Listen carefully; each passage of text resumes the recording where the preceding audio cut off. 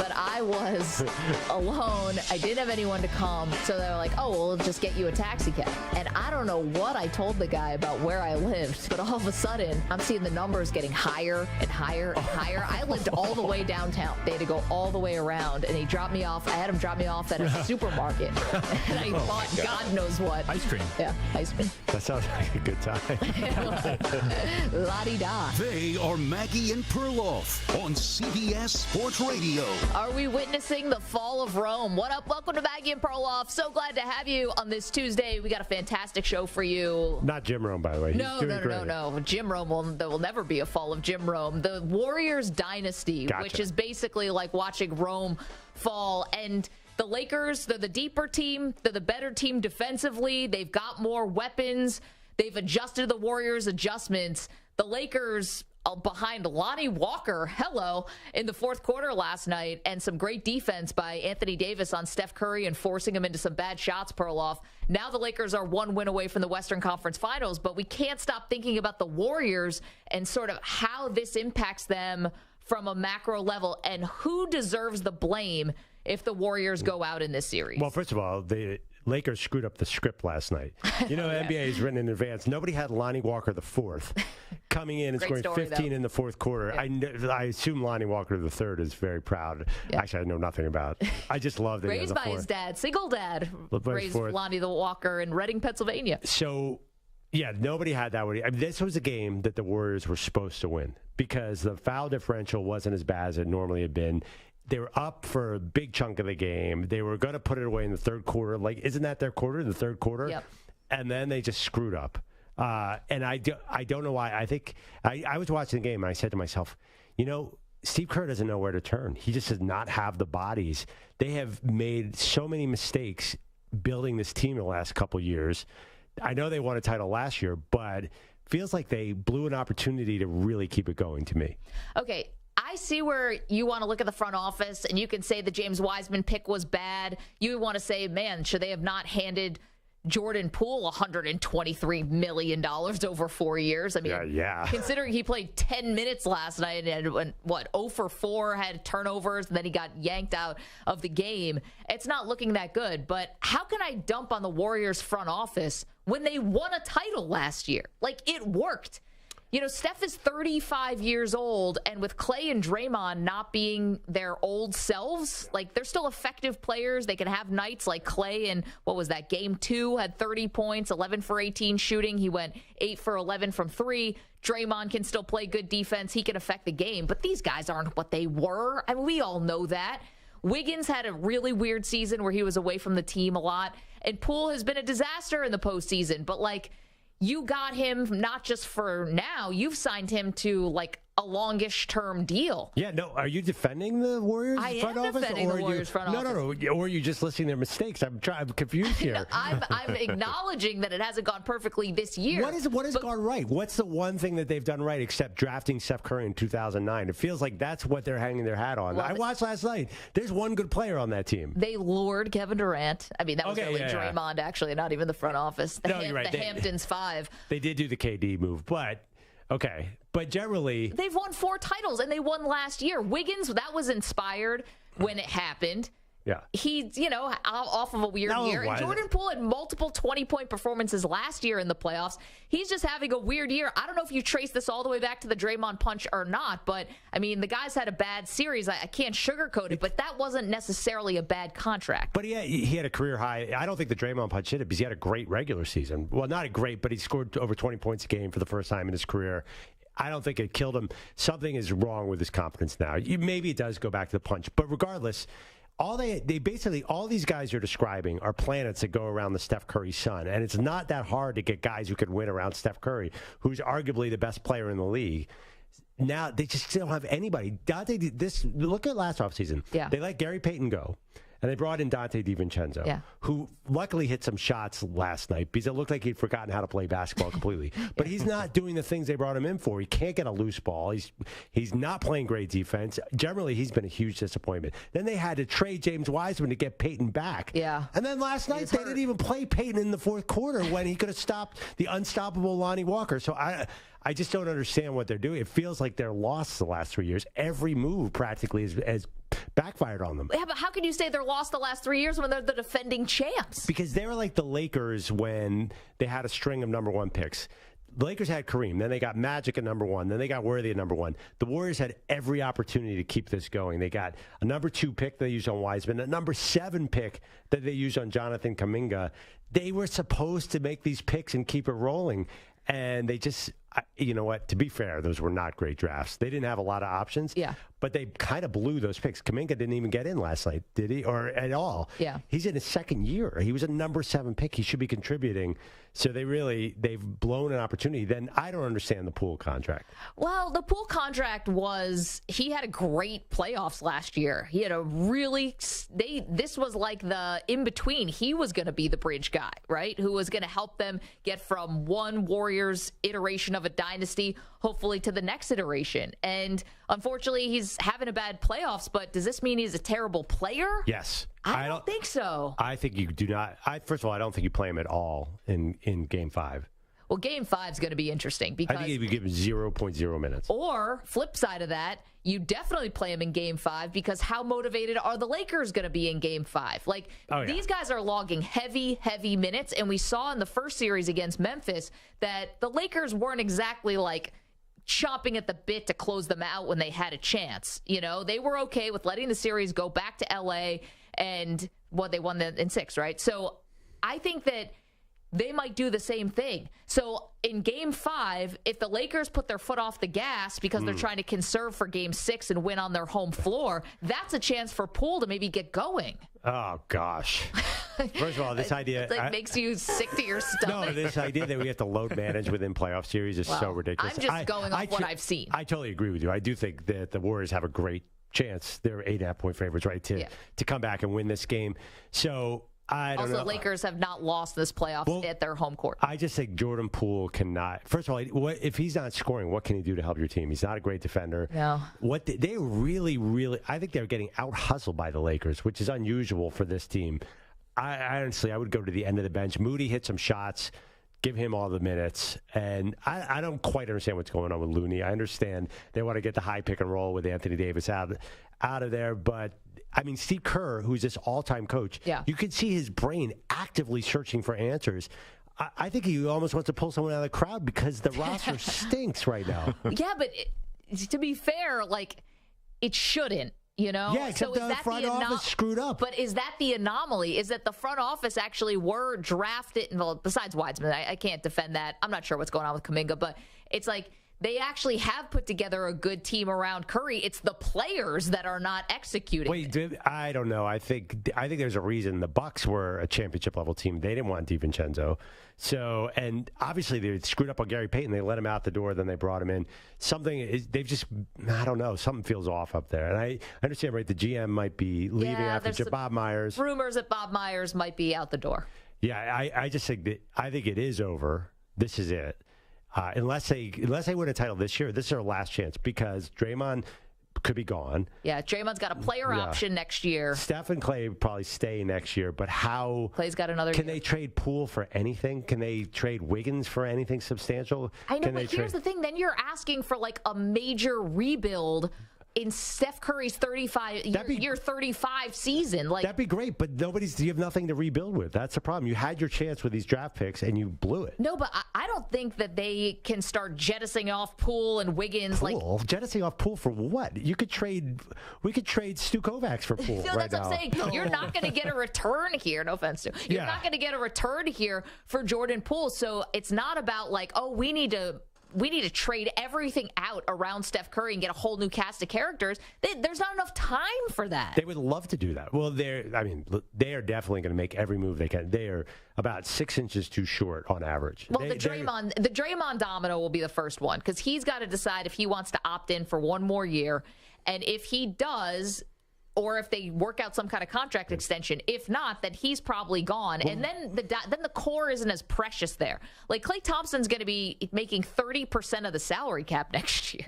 Like, it's wild. Well, honestly, I don't think it matters if Draymond Green stays or goes. He could easily stay, too. They need to bring in 3 6'11" players. So this is embarrassing. What are they doing here? They have...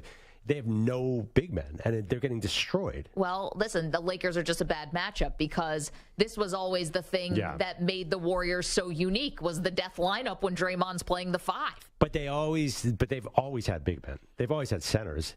The first run they had Bogut. They had JaVale McGee, David West. West was like 6'9", but more of a power forward. They clearly need some height. Festus Ezeli, I don't remember him. They'll definitely go for height. So I guarantee you right now, regardless of what any of the big three do, they will bring in 2 or 3 centers. I think the question is, whose fault is this? If the Warriors do lose this series, and listen, they're facing a lot here. Down 3-1. That was a great game last night. Terrible fourth quarter, though, for the Warriors. Just some mistakes. Like, they've had turnover problems and stuff in the past. They've always been able to overcome it. Not last night. 6 turnovers in the fourth quarter. Some bonehead decisions. I mean, and just some hurried shots from Curry at the end. Credit Anthony Davis. Good defense. All that being said, definitely has a not over feel to it. Wouldn't you say? Because of the fact that LeBron is going to pass out. He's so darn tired. You cannot keep playing LeBron 44 minutes a night and expect him to do this. Davis is way above his minute count. So if the Warriors do win this Game 5, it's 3-2, and you have a very tired Lakers team and a very tired Warriors team. Gives it a little bit of an anything can happen feel. I agree with you. I think the Lakers killed them in Game 6 like they did Memphis. But unless they win on Game 5, I do worry about LeBron's minutes. And my championship bet on the Lakers, I'm definitely worried about LeBron. He definitely doesn't look like himself. Well, here's the thing, though. In the fourth quarter, he might have missed a shot or two. Like, he's still involved in everything. He's bringing the ball up the floor in the fourth quarter, which I think is smart for the Lakers. Like, he's still so involved in everything they're doing, even if he's not necessarily taking the shot, because clearly Lonnie Walker had the hot hand. Don't you feel, though, that LeBron is disappearing at times? And I don't mean that as an insult. Like, he's just sort of standing to the side a lot more than you've ever seen LeBron. I don't know what his playoff average is. I assume this is down for him a little bit. Well, I mean, there were moments, obviously, in yesterday's game where Steph Curry was on him. And he either was settling for fadeaway jumpers or, things like that, where it's like, you got Steph Curry on you. Like, take him. You're LeBron James. Even if you're at 38, you're still LeBron. I really wonder if that minute count is getting to him, because the Lakers do not feel comfortable when he's not on the court. So this year's postseason, he's averaging 22 points a game. He averaged 28 points a game during the season. So he's definitely deferring a little bit to Austin Reeves and who was great yesterday. Yeah, LeBron seems to really like Austin Reeves. You notice that? He's always kind of looking for him. Well, because he makes shots.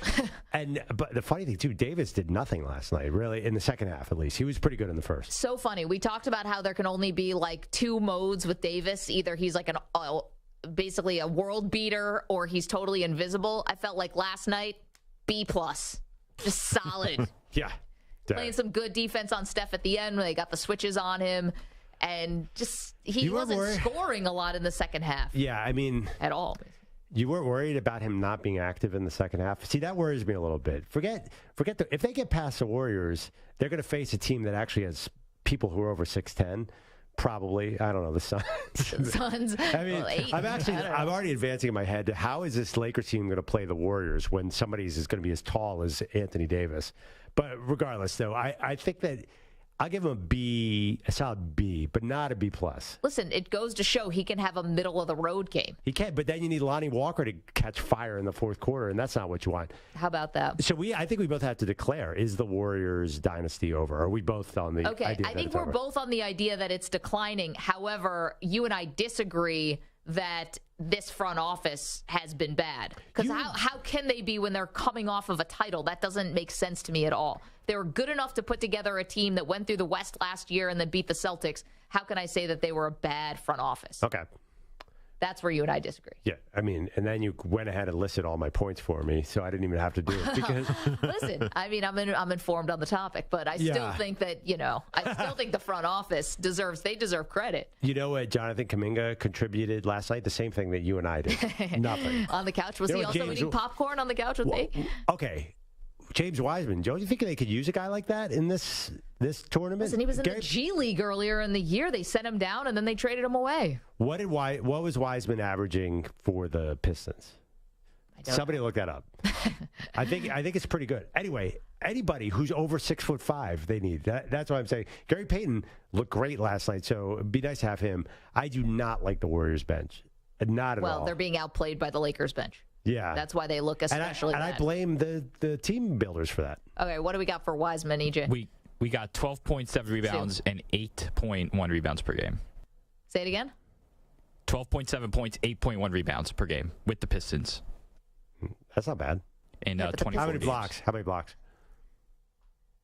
0.8. Yeah, I guess he's not. Well, anyway, he could. I think you would definitely want him this series. Obviously, they saw something. Like, they gave him every shot in the world, you know? Every shot in the world. He's 22 years old. No, How many shots? They sent him down to the G League, tried to get him Because right. he was hurt. They didn't send him down because he was. I know, but tried to get him right, and then obviously they felt like he wasn't going to help them. They know they have more knowledge than we do, don't you think? So aren't you going to say that the GM who selected him number 2 overall made a big mistake? They blew a pick. A pick. It was a number 2 pick. But here's the thing. How do you say they blew? How do you get on a general manager because he blew that pick? And I get it. It's bad. But yet, look at the guys that were drafted. Well, look at the core. He didn't. First of all, he didn't draft Curry. He didn't draft Curry. Yeah, so what's the difference? And Curry Made the trade for Wiggins, which was the difference maker in the finals last year. Wiggins is just Harrison Barnes reinvented.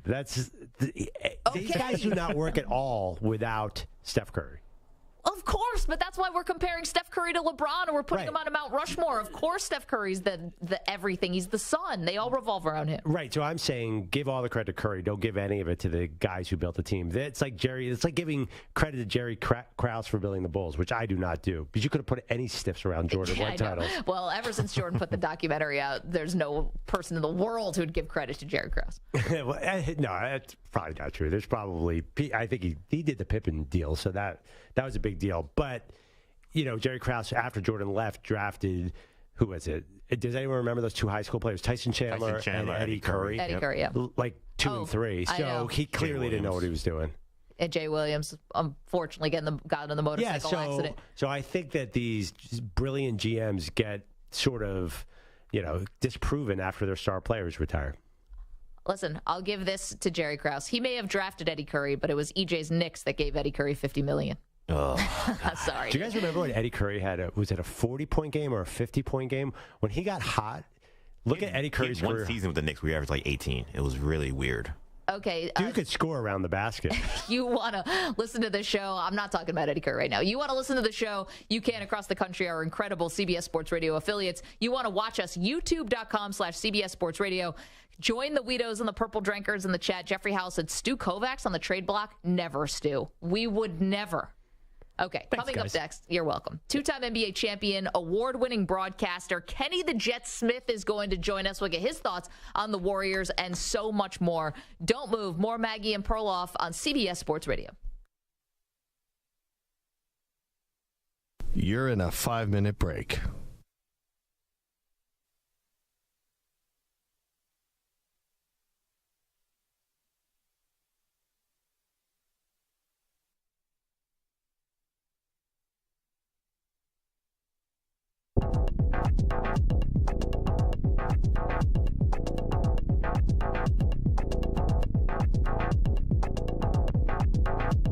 Four minutes, 30 seconds remaining.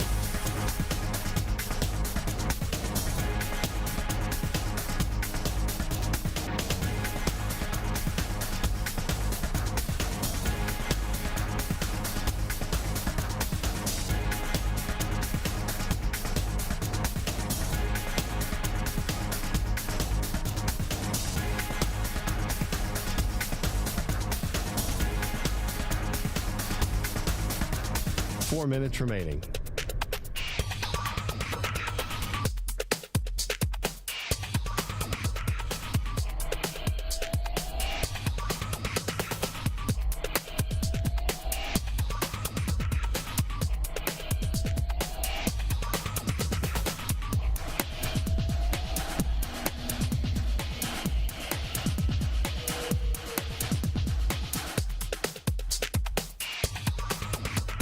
Three minutes, 30 seconds remaining.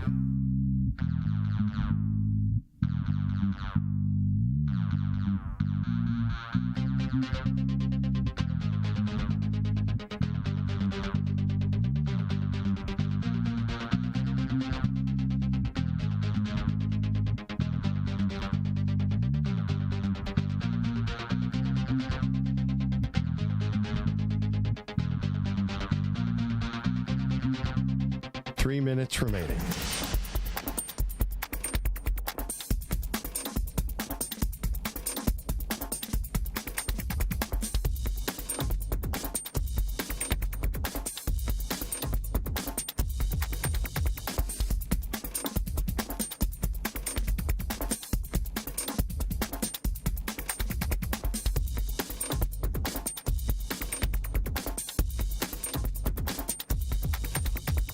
Two minutes, 30 seconds remaining.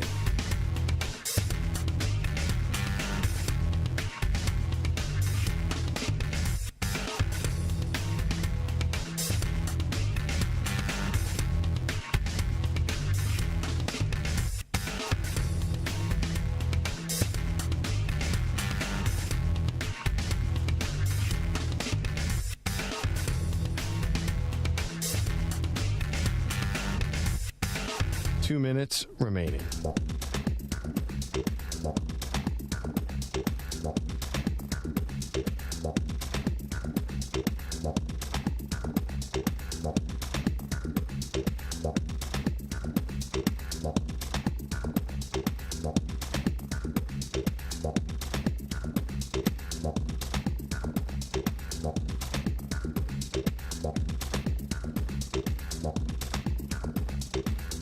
One minute, 30 seconds remaining.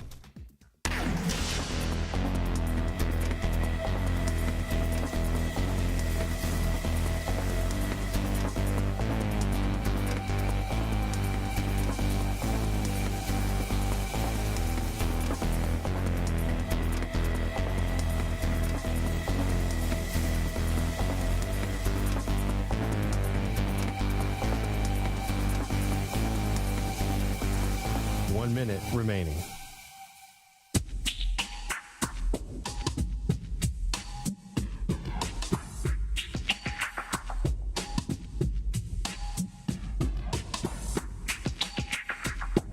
Forty-five seconds remaining.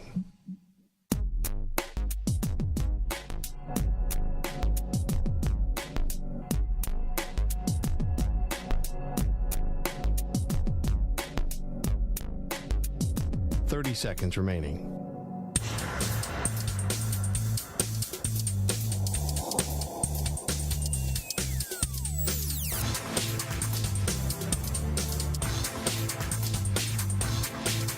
Fifteen seconds.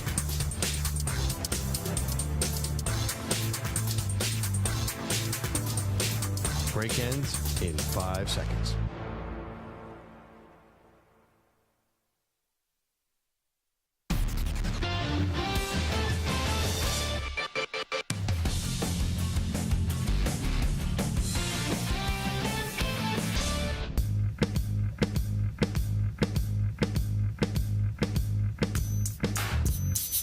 Maggie Perloff.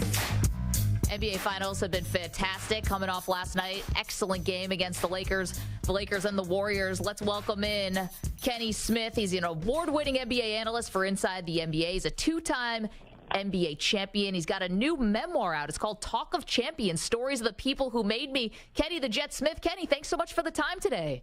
Oh, man, thanks for having me. No, I appreciate it. Can you settle a show debate for us? We're already debating. It's only 20 minutes into the show. The debate is whether or not the Warriors have done enough to help Steph Curry. Have they done enough have they put enough around Steph Curry this year to help him win another title? What do you think?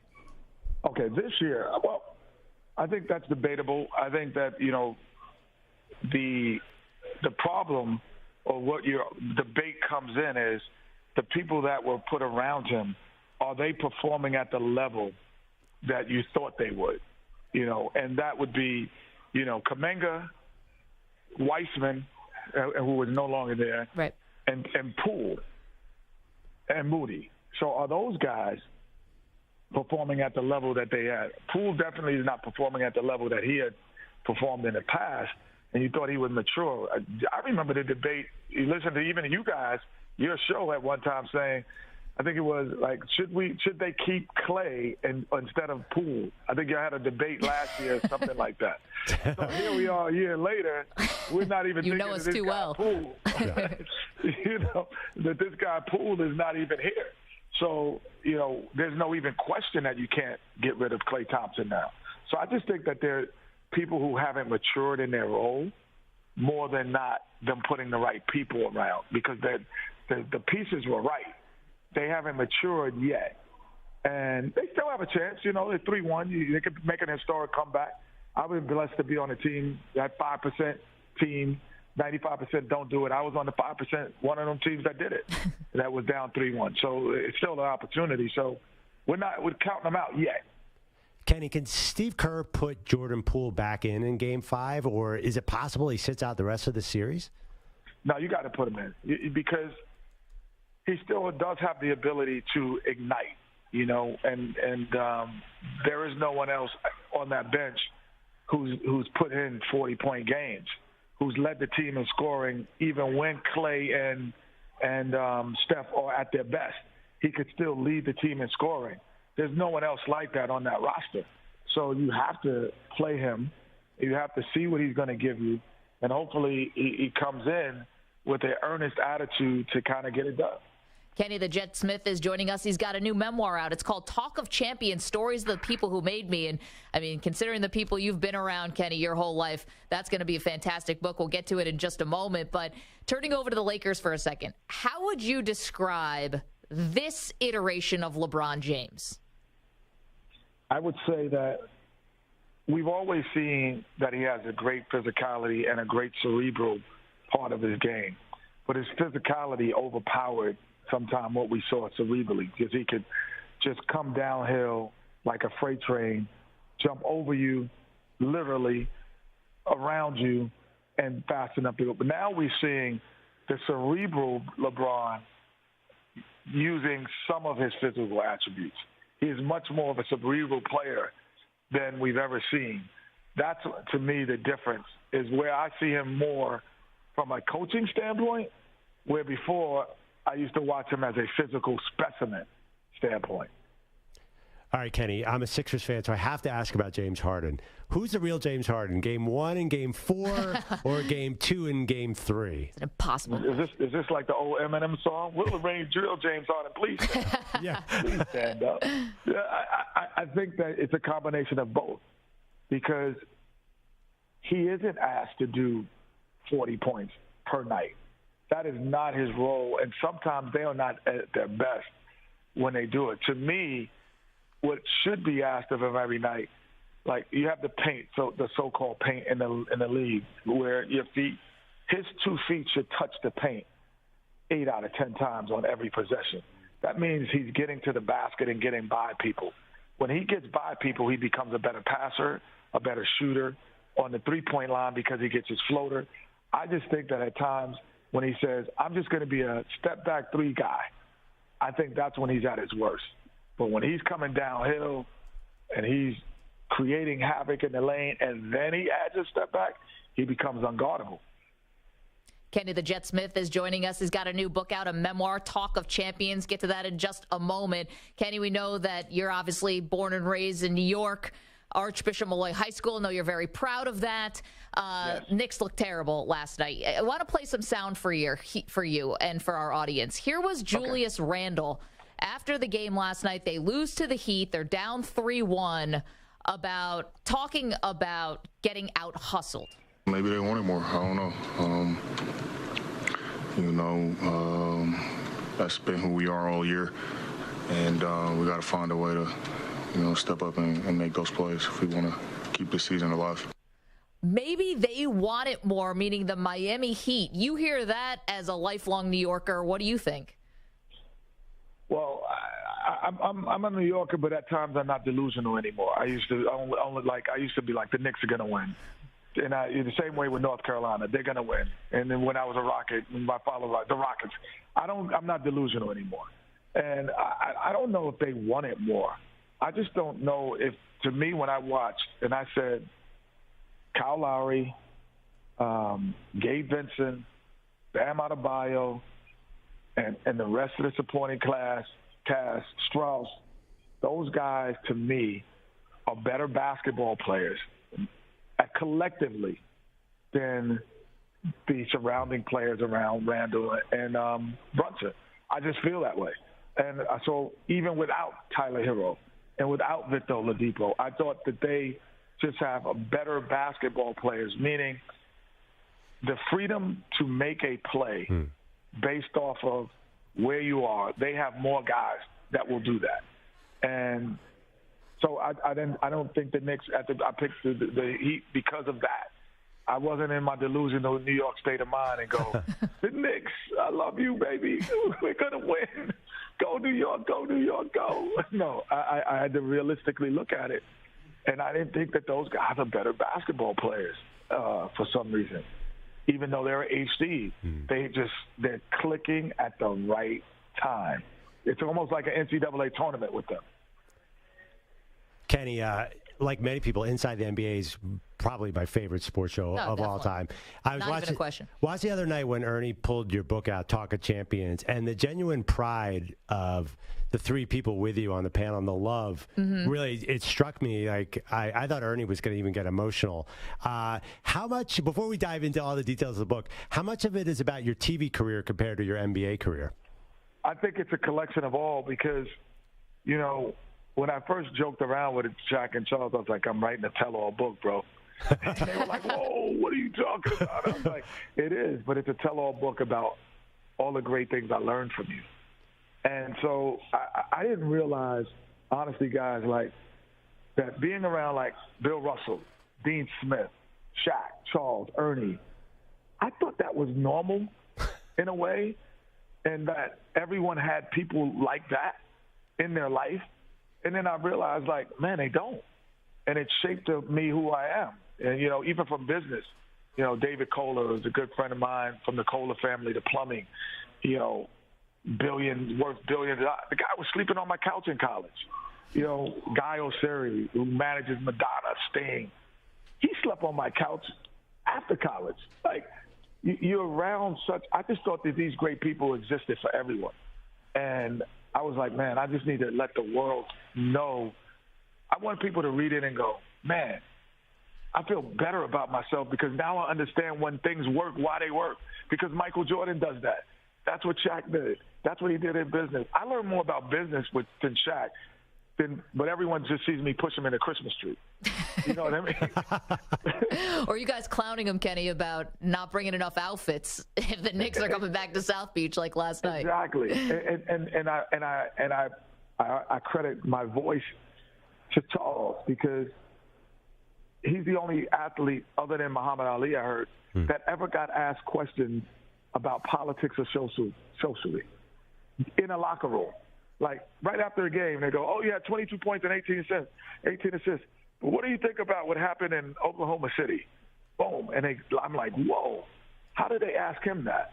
And so he gave a voice to our show that is far beyond basketball, which allows us to do it. So even though I don't always agree with that dude, I have to thank him for allowing me to have the voice that I have outside of the sport.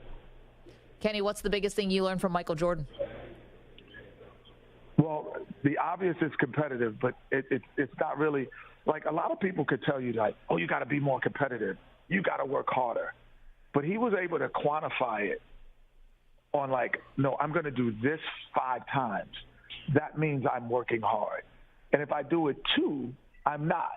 So the quantification of it and seeing that every day, and he was the only guy I saw, honestly, that could just back up everything that he said. We all talk it. Like every athlete talks the talk. Like we wanted to, it's only 5,200 people that's ever played on the NBA floor. So in 75 years.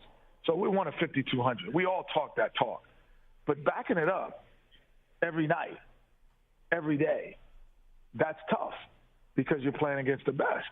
And his ability to quantify it, I thought, made him greater than everyone else, coupled with the athleticism and the God-given abilities that he would have. What about Kenny Dean Smith? I assume he has a prominent role in the book as well. The way his former players talk about Dean Smith seems like different than every other coach I've ever heard of. Yeah, it's like playing for like Mandela or Gandhi, because his lessons were not.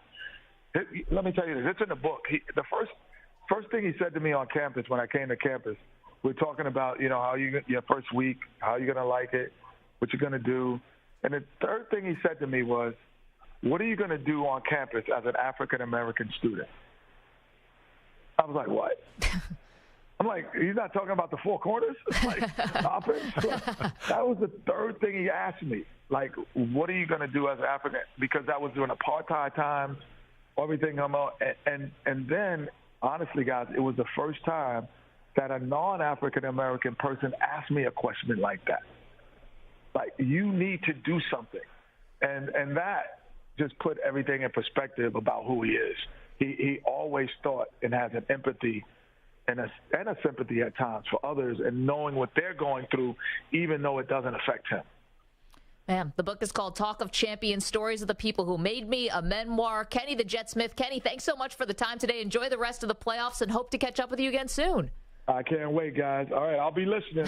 Thanks, Kenny. I'll be listening. Appreciate you. I know. This is Charles Barkley's favorite radio show. Yeah. He did say that when we started Maggie. Well, I was always Shaq's favorite guy on the Dan Patrick Show, so he said, although it turned out he wasn't sure which guy it was.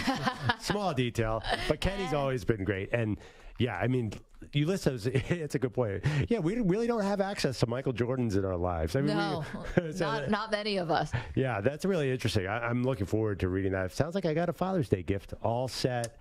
My dad, big North Carolina fan. He's a Perloff, so he jumps on several bandwagons. Where's your North Carolina hat from the Final Four they stunk this year, so I didn't pull it out. Yeah. I actually it's in the office. I was eyeing it the other day. If they had made the tournament, it would have been out. I'm surprised you didn't put it on just for the Kenny Smith interview. It was a phone. If it was Zoom, I definitely would have been wearing my Rocket sweatshirt and my. All the pandering. 855-212-4CBS, 855-212-4227. All right, so Kenny, going back to our question about the Warriors, sort of what's gone wrong, says it's the players, that they put bets on just haven't really been holding up their end of the bargain. Right, that's called bad GMing, in other words. Or it's called the players have this drop off from last year to this year that's been so noticeable. That's on the players. Well, actually, though, he referred to the younger guys who have not developed. So Kuminga, Moody was pretty good. That's on the coaching staff then, right? Aren't they supposed to develop talent? Honestly, okay. My whole take is the GM screwed up. But look at the players that were taken behind Wiseman and the players that were taken behind Kuminga. I think it was just bad luck. Sometimes, this happened during the process with my Sixers. Sometimes you just have a really bad draft. So right behind Wiseman was LaMelo Ball, who is now hurt. Maybe that would have been a better answer, but he's duplicative of a lot of things that Steph does. So, I don't know. The thought process wasn't wrong. They needed height. They needed size. They did, but they just got the wrong guy. Kuminga probably was a bigger mistake. Then again, it was a number 7 pick. These drafts are really hard right now. I mean, you see a lot of have you noticed that? The top 10 is a guarantee of nothing anymore. So the Warriors had some bad luck, but they definitely made mistakes. Jordan Poole, that's going to go down as a terrible idea, Maggie. Still time. 855-212-4CBS. And Kenny agreeing with me, got to play him in Game 5. Got to play him in Game 5. If you have any thought about getting back into the series and trying to pull off a 3-1, come back from 3-1, Jordan Poole's got to start hitting shots. Need him in this series. Okay, coming up. College football win totals have been updated. We got Deion Sanders in Colorado, Notre Dame. Some crazy totals out there, so we'll make sense of it all in just a moment after this CBS Sports Update with Rich Ackerman.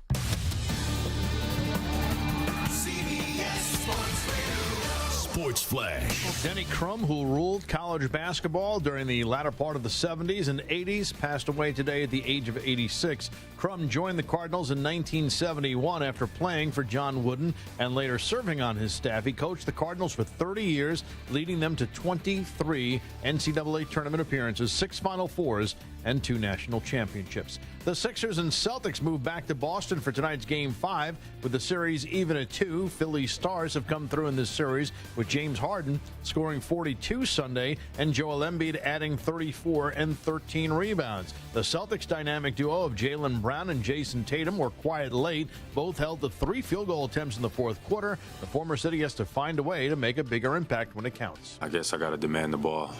a little bit more. I thought good things happened when I had it in my hands, but I thought our offense was okay. I thought we chipped away, we made big time shots, we got great looks all game long, and we just came up short in the end. Game 5 tonight in Denver after the Suns even the series at 2 with a pair of wins in Phoenix. I'm Rich Henry.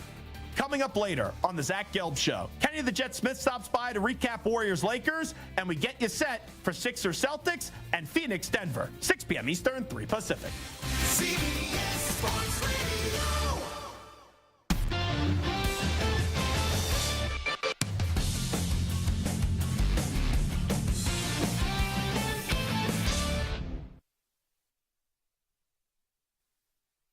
You're in a 5-minute break.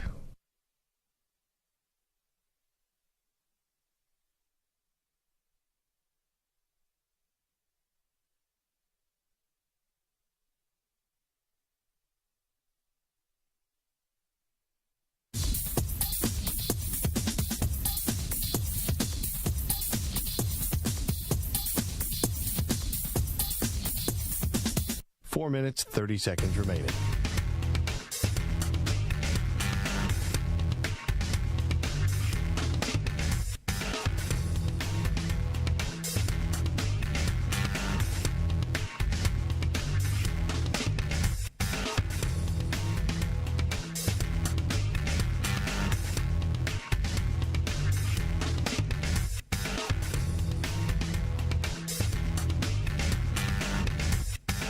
Four minutes remaining.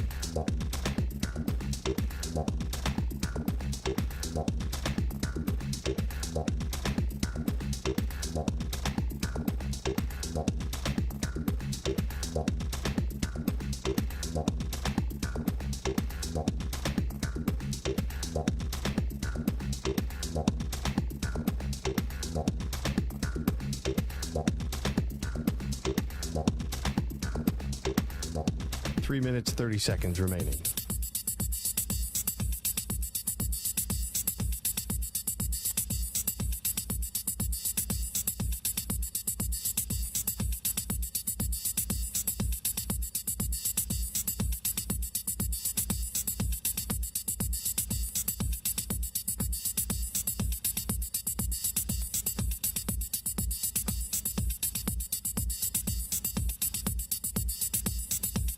Three minutes remaining.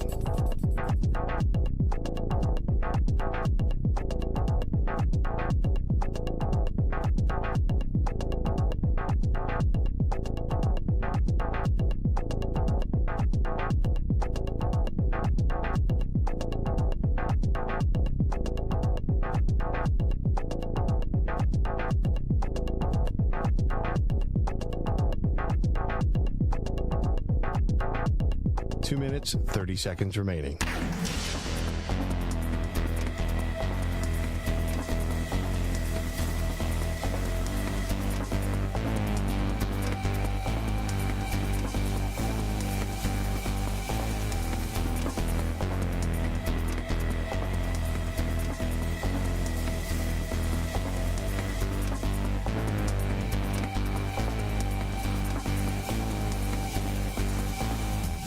Two minutes remaining.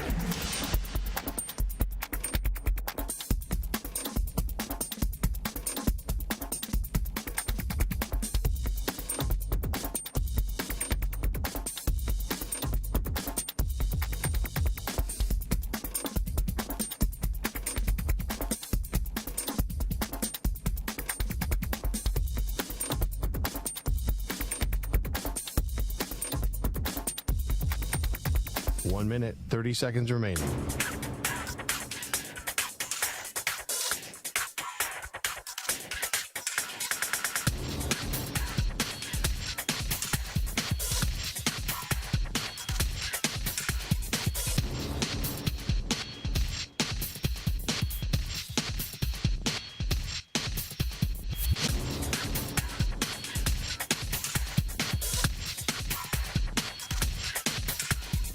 One minute remaining.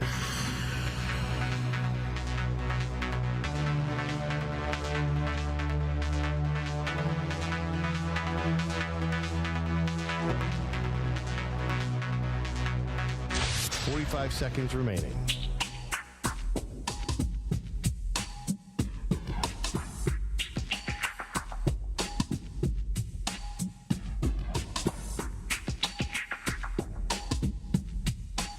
Seconds remaining.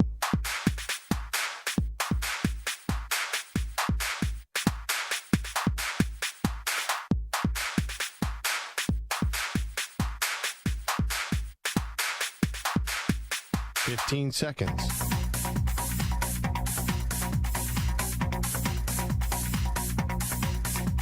Break ends in 5 seconds.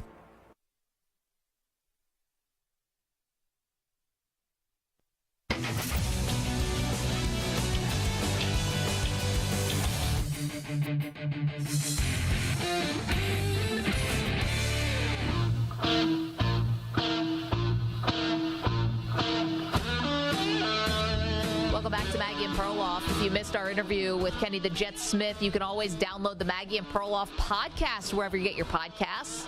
Podcast that's sweeping the nation. Got some nice numbers back, so I want to say thank you to everybody who has been listening to the podcast. We appreciate you so much. You want to watch the show, you can do it at youtube.com/CBS Sports Radio, or we're across the country. All of our incredible CBS Sports Radio affiliates. This guy's become a friend of the show. Ryan's in Santa Barbara has got a thought on the Golden State Warriors now down 3-1 to the Lakers. Ryan, what's up? I'm dying here. Maggie's killing me. What do you mean start Jordan Poole? Are you nuts? I'm so happy Kerr benched his ass. Keep his ass on the bench. Worst contract extension ever. Worthless. Can't make a bucket. We were supposed to win that game. And, you know, the man I wanted to take the last shot, unfortunately, it didn't go. It was pretty deep. But, you know, he makes that stuff. With Anthony Davis in his face, though, it's going to be a lot harder, Ryan. Here's the thing about Poole.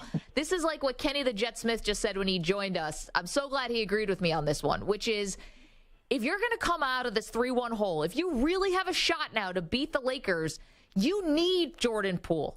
You're going to need him because Clay's already gave you the good Clay game. You got that in game 2. I don't know if you're getting another good Clay game. You're never getting a good Draymond offensive game. So you need Jordan Poole. We'll get a good Clay game at home this next game. By the way, to be worse in game 7. That's how we do it. We came back for this before. This is it. The Lake Show is over. Ryan, the chat is a big fan of yours today. Yeah. No, always on fire. Right? Ryan's on today. There's a hit in the rails. When I look at Jordan Poole's game right now, the Simpsons quote, "He's already dead," comes to mind. No. It's over. Did you see his last shot? I don't know. Was that a shot or a pass? He missed the rim by about 3 feet. Yeah. What? Look at the day. His confidence. Wait, but Ryan Perloff, may I just make one point? Ryan, thank you for the call. You're the best. May I just make one point? Yeah. It was only a few games ago that Austin Reeves looked like that, where all of a sudden his legs couldn't get under him and he was missing shots wide, all that stuff. And now Reeves has found himself again. It's okay. Shooters get out of slumps. Reeves isn't a shooter. He's a penetrator. So it's a way different situation. This strum has gone on way too long for him. He's only shooting like 30% overall. It's really bad. And his last 8 shots. Yeah, I would definitely pull him. I don't know what to do, though, because I don't know where it's going. DiVincenzo is also terrible. And I don't know. He used to be good. Do you guys remember when he was good? In Nova? No, he had a point with the Bucks. I'm like, oh, he's going to be a great sort of 3-and-D guy, and he's just not. How about our pal JJ, who's in California, thinks Jordan Poole has an excuse. What excuse is that, JJ? I think it all started in the beginning of the season, to tell you the truth. But at the end here recently, I think it has to do with him spending $500,000 on that girl, and then that girl taking a picture 2 days later on Instagram with some rapper, and then everybody making fun of him. I mean, there's like, I don't know how you can deal with that in the playoffs. Wait, with all the hold on. Media. JJ, wait. We have to let's reverse that and unpack this a little bit, just in case some members of our audience are not up on the latest Jordan Poole Ice Spice situation. And some members of our show too. Yeah. Okay, maybe we'll break it down for everybody. Yeah, some may be in the room, some not in the room. JJ, thanks for the call. Okay, so Jordan Poole took Ice Spice out on a date, and he allegedly spent $500,000. Now, that's not true. That's a made-up figure. I mean, how would you even spend $500,000 on a date? EJ, do you even have the details of what they even did? No, I've not. I've seen this thing go around on the internet, but I've not actually seen what that entailed. Okay, so I'm also going to blame here, if we're going to dole out a little bit, the rapper Cameron. Fantastic. Loved him growing up. Yeah, that was old school, right? Yes, so Cameron is an aspiring sports broadcaster, actually. Side note, he once came to Sports Illustrated and we shot a show together. It was very interesting. But anyway, he was delightful. But I need footage of that. It sounds amazing. It was funny. It was funny. Now, granted, some of the lyrics in his songs have not held up. Would not be okay today. Not endorsing any of that. But Cameron is an aspiring sports broadcaster, and he has a show now.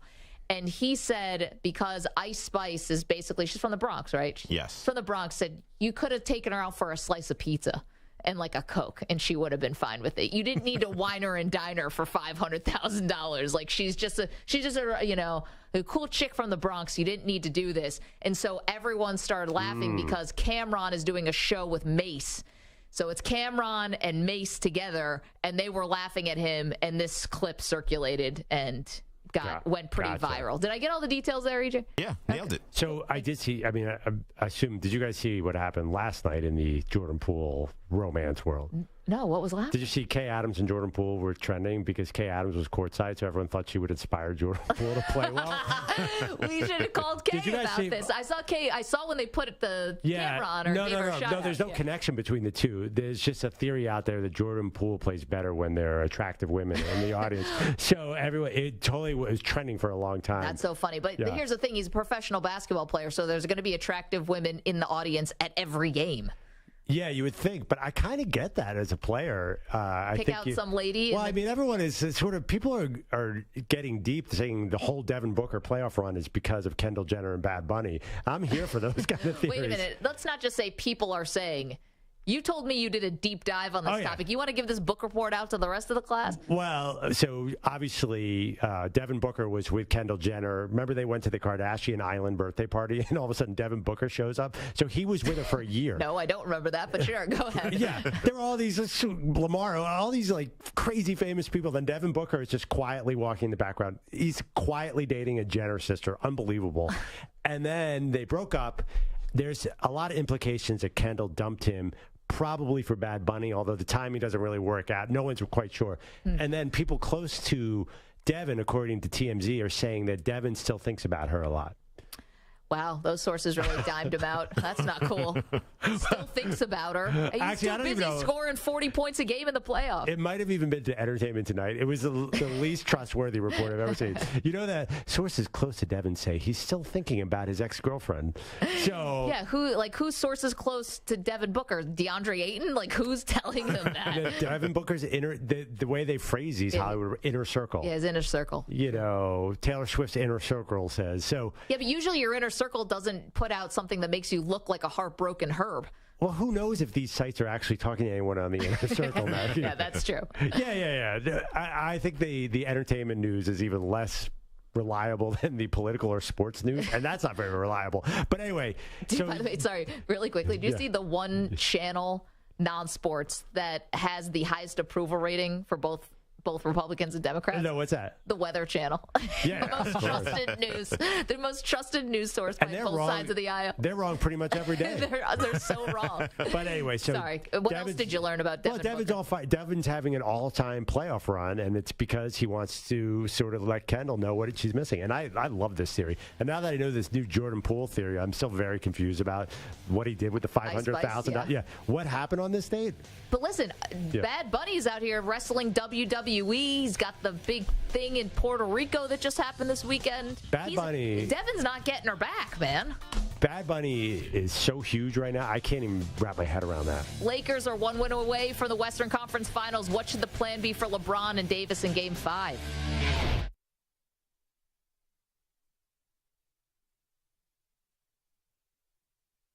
You're in a 5-minute break.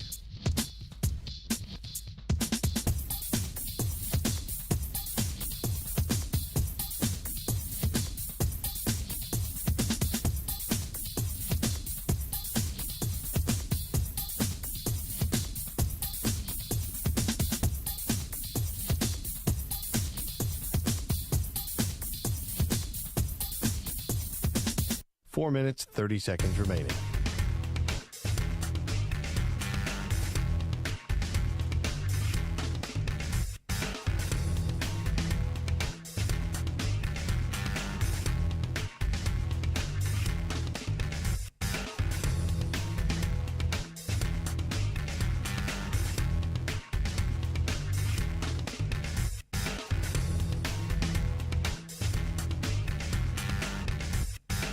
Four minutes remaining.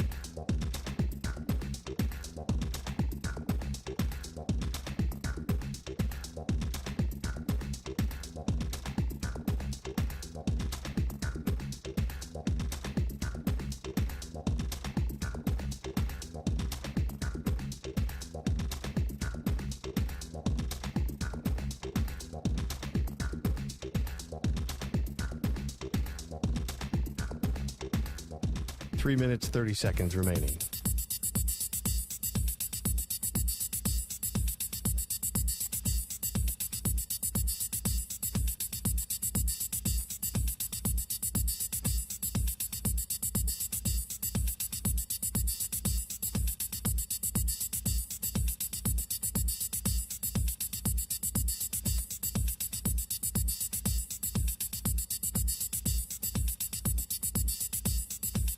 Three minutes remaining.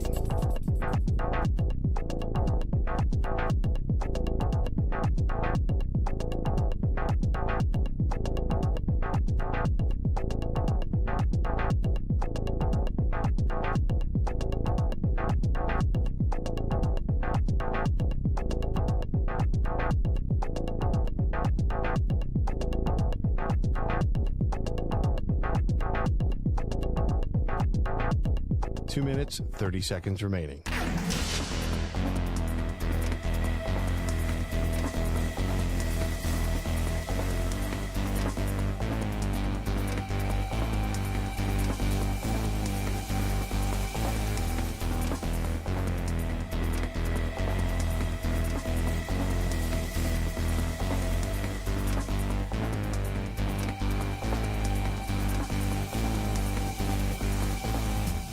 Two minutes remaining.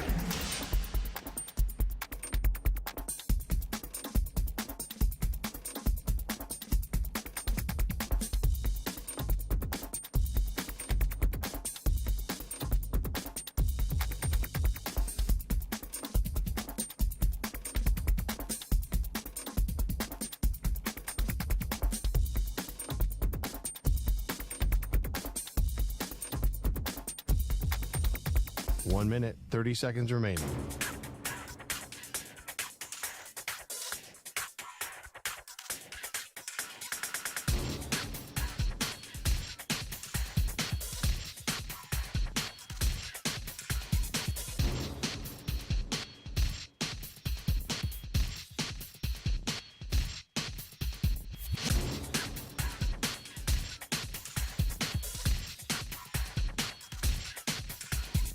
One minute remaining.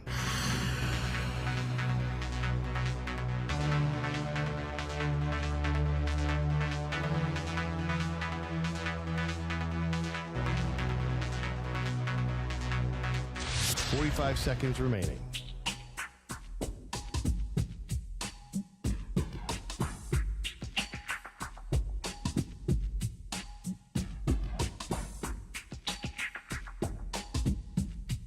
Thirty seconds remaining.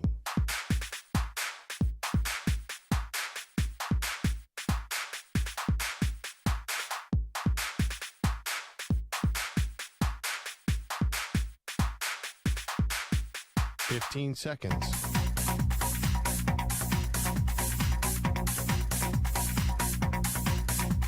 Break ends in 5 seconds.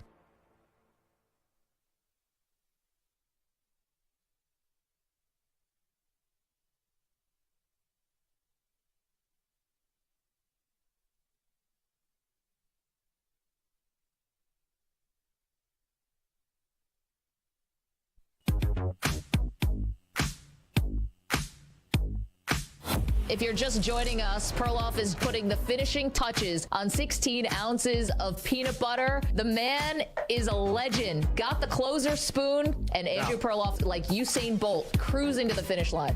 Last bite. I flew way too close to the sun. Now I'm about to throw up all over the sun. Something feels wrong. Yeah. Something looks wrong. I don't feel well. I'm glad I got through the first jar. That second jar was the biggest mistake of my entire life. Yeah. I was doing so good. It took years off your life. Thank you, Ack, for correcting his grammar. Ack, honestly, I can choose which way to throw up. I'm definitely going in the direction.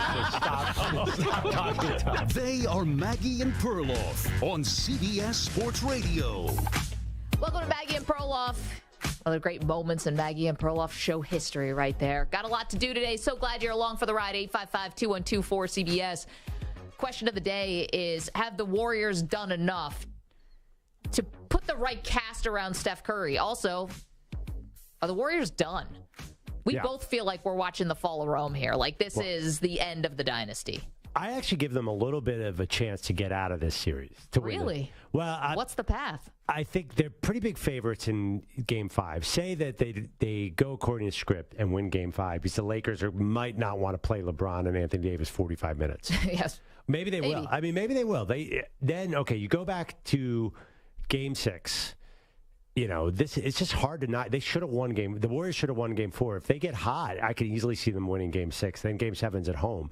So, I mean, obviously, I'm doing simple math. Yeah, you know how a 7-game series works. Yeah. Yes. Although we're not really sure about that. Can we listen to the Shaq sound from yesterday? Yeah. This is sorry, Perloff, but this was great from last night inside the NBA. Shaquille O'Neal giving some advice how many outfits the Knicks should pack if they're going to try to make this a series. If they go back to Miami, bring one set of clothes because it's going to be done. They only playing one game. Huh?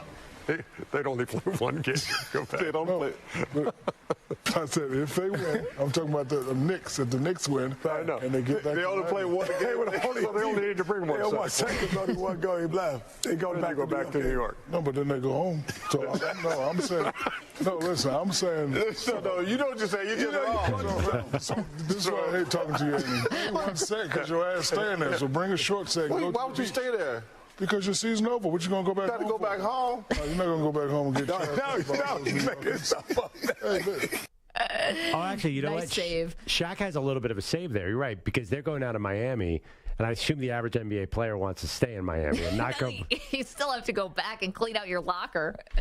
Oh, do you? Yeah, I guess you do. I guess you could pay someone to. Shaq, by the way, thinks the Warriors are going to have a great chance against the Lakers because Steph Curry is an all-timer and will not go down that easy. Okay, but yes, we all agree with that. But here's the thing. Curry was nearly perfect last night, right? I mean, he was terrible from three. He was 3 for 14 from three. But a 30-plus point triple-double, he was trying to do everything he could, and it wasn't enough. Well, yeah, but his shot was off because he was exhausted by the end. And Anthony Davis was in his face. I think, first of all, usually if Anthony Davis comes out on Curry, just book it. That's 2 or 3 points. That had been working. He kills big guys. He was just so tired by the end. Even the little, whatever that was, that turnover at the end when he was on his back and he flipped it over his head. After the jump ball. Yeah, Curry's on his back. They did have a timeout. He could have called timeout there, but he said he didn't realize how much time had come off the clock, and he did think there was someone behind him. Yeah, well, I mean, this is the story of the Warriors game. Did you see when Draymond Green passed it to nobody? Did anyone see that play? Because Gary Payton ran off to, I think, throw up or something.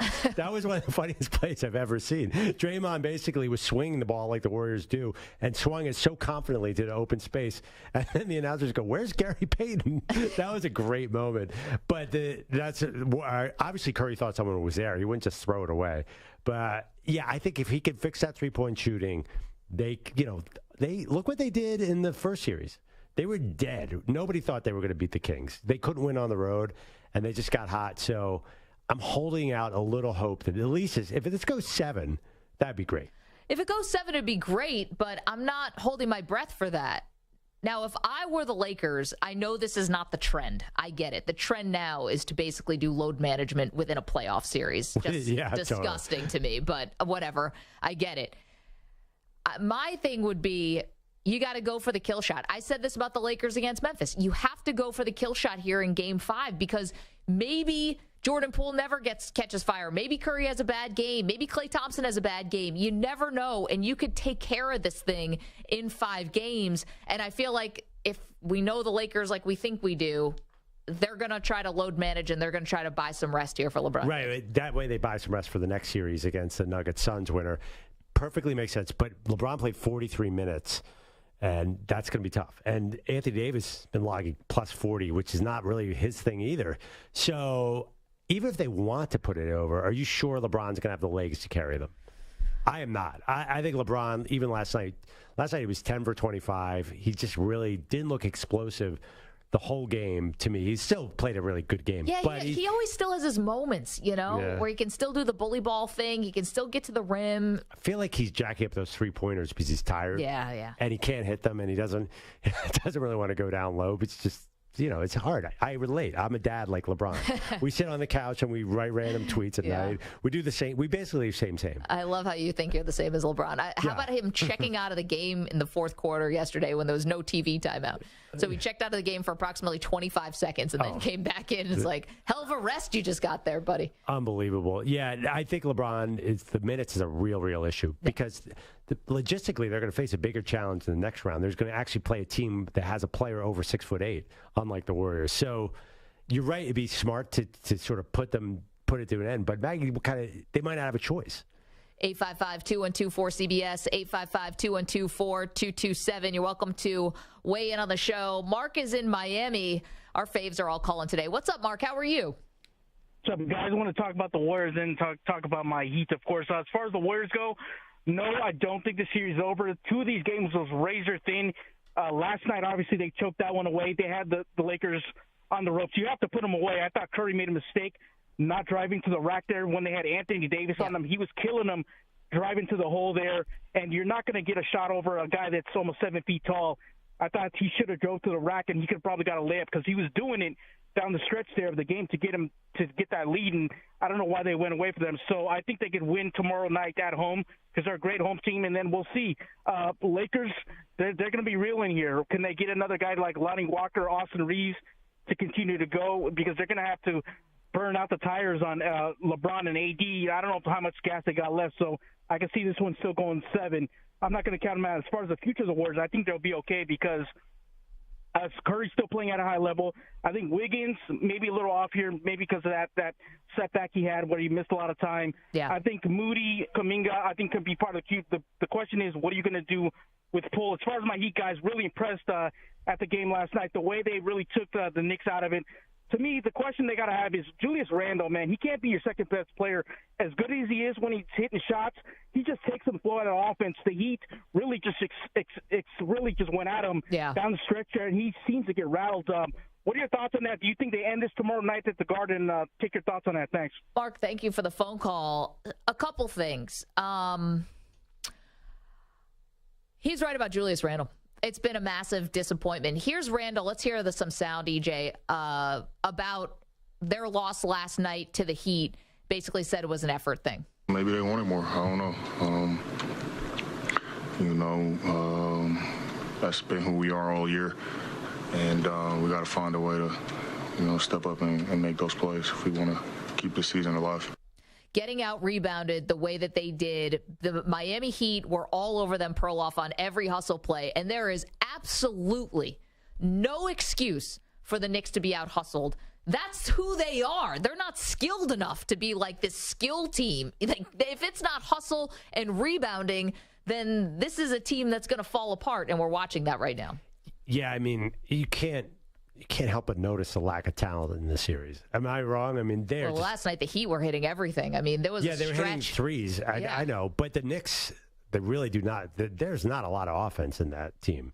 Randall actually, I thought played pretty good at stretches. Was he a problem last night? Yeah, he's a problem. He's a problem because when he's offensively though. But when he's not totally on, lazy passes, not getting back on defense. I mean, it is stuff that is just maddening if you are invested at all in the New York Knicks. And, they're getting totally outclassed in this series. Outclassed by a pretty medium team. Well, right? that's why this is so frustrating, I think. The Miami Heat were an 8th seed. Okay, they're different in the regular season than the playoffs. We get that. Yeah. But they shouldn't be losing worse than they were in the They don't have Tyler Hero. And it doesn't, or Oladipo, and it doesn't matter. They're a 44.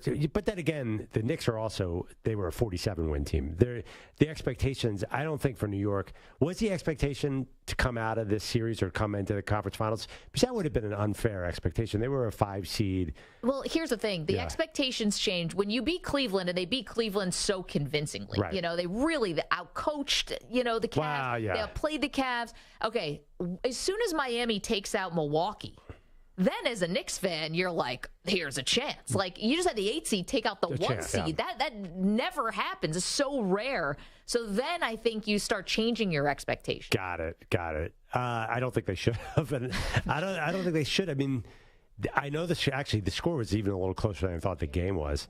They just haven't. I mean, they are such a mediocre offensive team. But they need to talk about a team. We're talking about the Warriors shaking up. The Knicks need to desperately shake it up, in my opinion. They need to call the Warriors and say, give us somebody good, because whatever these Western Conference teams have so many more offensive weapons than the Eastern Conference teams. The Heat. How are the Heat winning? Can you explain it? Where are these guys coming from, Maggie? I don't understand It's the same characters from before. It's the Max Strus when he's hitting threes. Obviously, it's Jimmy. Bam had another good game. You're getting hustle plays from Gabe Vincent, Caleb Martin. How about this one for a theory? Had not heard this before. Jalen Rose thinks he understands why the Knicks are playing so poorly in Miami. We talk so much about the nightlife and joke about it in Miami, but also as a road, when you're the road team, you got to pay attention to that weather and that heat, because it causes your muscles to have a little it affects the endurance of your muscles and causes tiredness. So if you notice, the Knicks in particular are making shots in the paint, but they're missing shots outside of the paint. I'm sorry, are they playing the Dolphins? Why? Well, why would the weather have anything to do when you're playing it indoors in air conditioning? So everyone killed this take, and I totally agree with them. What? Because you don't think the humidity level translates to inside in like the course of the day? You don't think when you're in South Florida, like you are throughout the course of the day losing fluid? Probably, I would imagine. I mean, but what are they doing? Like, if I'm in the playoffs, I'm imagining the practices are much lighter. You're at the end of the year, especially for guys like Jalen Brunson or Julius Randle who have these ankle sprains and stuff. So you're basically doing walkthroughs. So you don't have enough for the game because the humidity is seeping in through the building? I do. No, I just think that throughout the course of the day, you're definitely losing. And I'll bet you, I'll bet you the building, even with air conditioning, is more humid. I do think that it takes toll. But here's where I don't agree. The Heat didn't have Jimmy Butler in Game 2, and we're leading the entire time. And if the Knicks didn't get hot at the very end, would have lost. I mean, the Heat. That game was in New York, yeah. I think the Heat almost played better in those first 2 games than they have in Miami. That's what I'm saying. The Heat played great in New York, too. Even without Butler, almost beat them. So that is not really an excuse for this series. I think this, no matter where they played, these games would have ended up like this. But you don't think, okay, you've vacationed in South Florida. Yeah. And you get dehydrated. My family in South Florida. Right. Don't you get dehydrated during the day? Even if you're indoor and air conditioning, like throughout the course of the day, you have to live your whole day. You're not in the arena the whole day. Okay. But if I'm there to play a basketball game, I'm not there for vacation. I'm not there to hang out. I'm there to play a basketball game. I'm conserving my energy during the day. What are you trying to make sure I have enough? Well, I don't know. I mean, what do those guys do during the day on the road trips? Get room service and play video games? I have no idea. But they're in Miami. They probably want to go out and see the sights. Yeah, go see the sights. Sure. That's why you have an off season. I think they wandered up and down South Beach, breaking a sweat. I don't know. Maybe checking out the local talent. I'm not sure what a road player does in Miami. Local talent. Yeah, Who's that? You're saying you're in Miami. You're not going to stay in your room the entire trip. That's ridiculous. Well, I'm not doing much, especially if this is like a known thing that Jalen Rose is saying that, the humidity takes its toll on you. Well, we know about what happens in the NFL. Those guys don't stay in their room. And that's why your own team, the Buffalo Bills, I'm sure, runs into the South Beach flu. Nobody stays in their room in Miami. They actually play outside, though. There's an excuse. But their flu is not from that game. No, it's from the night before. Believe me, I understand. Bart Scott has told me everything that happens from the moment the plane lands in Miami to the 1 o'clock kickoff. I just think there are a lot of activities during the day that can cause these players to become dehydrated. I get it. EJ's chomping at the bit to get in here. You host a Knicks podcast, EJ. Does Julius Randle have to go? Absolutely. Julius Randle is a front runner. He's a player where when things are going well, when the team is playing well, when they're winning, he's great. He's skilled. He can score. He's a bully around the basket. But just like most bullies, when you get punched in the face, It's about how you respond. And every time with Julius Randle, we run into the same ordeal.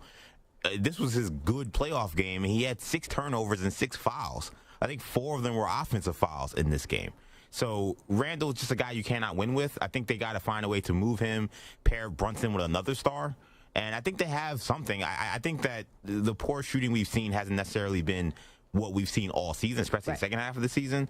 But Randle has shown at this point he can't be trusted upon. Brunson was supposed to take away a lot of the responsibilities of being a leader and being, the floor general. Which I think he has. Right. But I don't know if Julius got the message on that.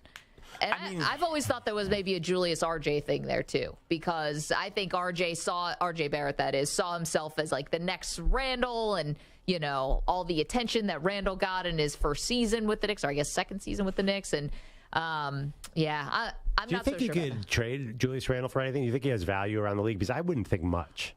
I mean, his contract isn't insane for NBA standards. He signed like a $100 million contract 2 years ago. Right. But it doesn't seem to me like, I'm not sure like he's the piece for a championship team. No, clearly not. And He he's needs not doing anything. He's not showcasing his talent. I mean, the guy is talented. He's got a high shooting percentage. That's one thing. But generally, he kind of needs the ball in his hands to do anything, right? He's not a guy who wins other ways. Also, I don't think comments like these, like if you're just joining us, he said, I think we got out hustled. Like you're about to be, you're in a dog fight of a playoff series. Don't throw your teammates under the bus like that. We got out hustled. Like we all watched the game. Yeah, but I mean, I think other players say that. Yeah, I think it would be different if it wasn't so many issues with him and effort. I think if he was out, if Jalen Brunson said that, I don't think that Knicks fans are sitting here this morning going crazy. I think they'd be upset. But you watch the film, you see Randle walking around. Kevin Love's wide open. He's jogging over to him. Caleb Martin's blowing by him like he's standing still. Like for him to say, I think we don't want it enough, when he's the guy that clearly doesn't want it enough, that's where the concern comes. But let me ask you, is it like the Knicks they're not a talented team. Like, what are we doing here? Where are we going? Well, What's the upside? There were some bad calls last night, too. There really were. The rest were awful. They were bad. I watched a lot of the game. It was, to me, the story was the Heat were just hitting every shot. That was also which is bizarre, by the way, because as I mentioned before, I don't make a shot in the fourth quarter. They got 7 offensive rebounds. Yeah. That was really where demoralizing. Demoralized Knicks and kind of ended the game. Would you agree, Kyle Lowry, as old as he is, he has like a quality that there's something he does that the Knicks don't have. I don't know. Maybe Brunson could get at a certain point, but there seems to be something the Heat have, some undefinable ingredient. Heat culture, or just ability to hit a perimeter shot in a big moment. We've got the chat, youtube.com/CBS Sports Radio. Peter Tollner in the chat says, Julius Randle going to be sent packing faster than the Knicks out of the playoffs. I'm sorry, EJ, but it's true. I mean, I'm not even convinced of that, because Leon Rose and this front office, they love him. Yeah. Well, they gave him all that money. Yeah. I don't know what you could get for him either. That's true. What could you... I don't know. It's so weird because this is a guy, he's going to be a second-time All-NBA player. Yeah. And I agree. I don't know who would want him or what you can get for him. Okay. 855-212-4CBS, 855-212-4227. Okay, coming up after 15 tries, Javier Castellano, Hall of Fame jockey, finally won the Kentucky Derby. He's going to join us next. Don't move. More Maggie and Perloff in just moments. You're in a 5-minute break.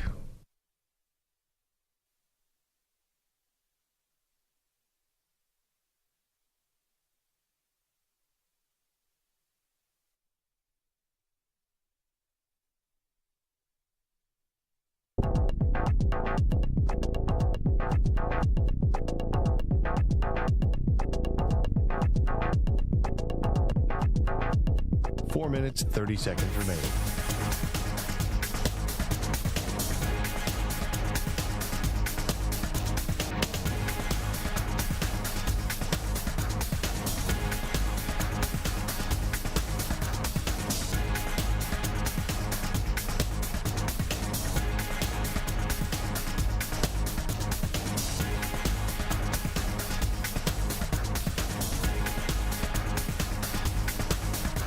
Four minutes remaining.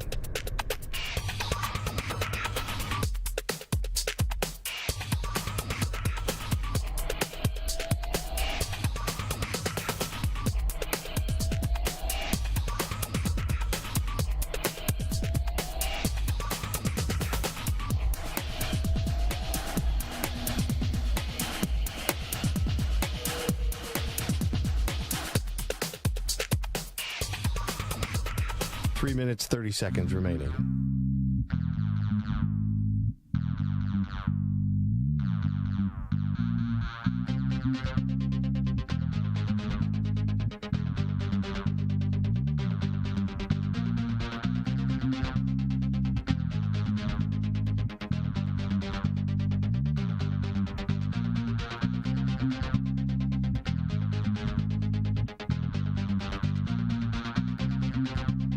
Three minutes remaining.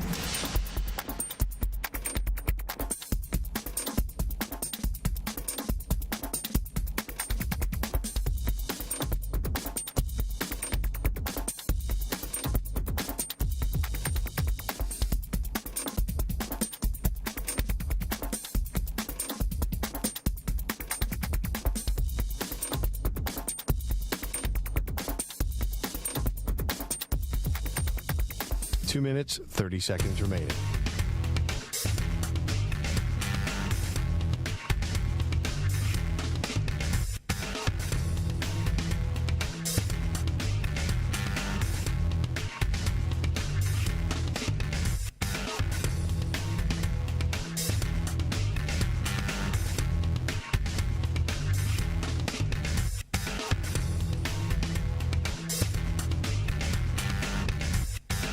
Two minutes remaining.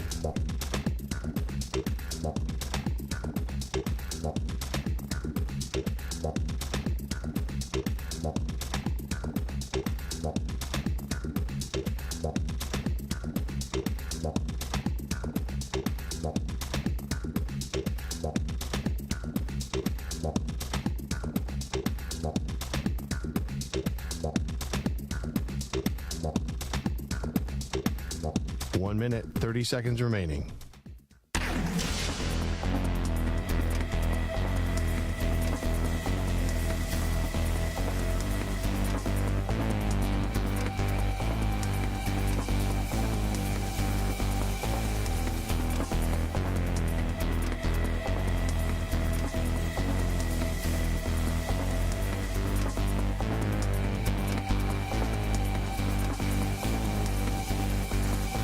Minute remaining.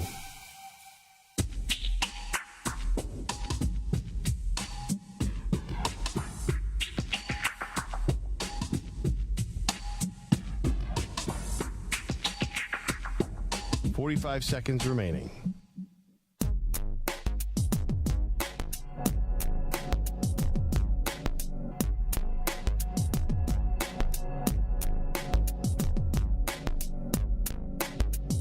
$30 seconds remaining.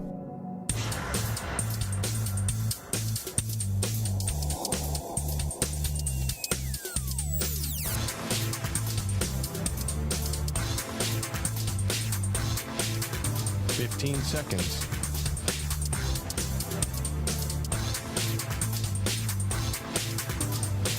Break ends in 5 seconds.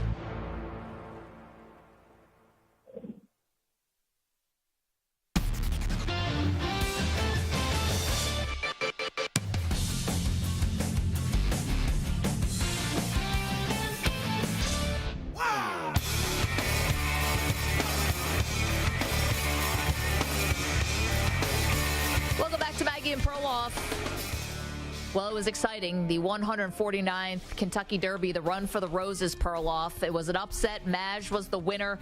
The man who rode Maj to victory is Javier Castellano. He's a Hall of Fame jockey, and he joins us now. Javier, thanks so much for the time, and congratulations. What a thrill.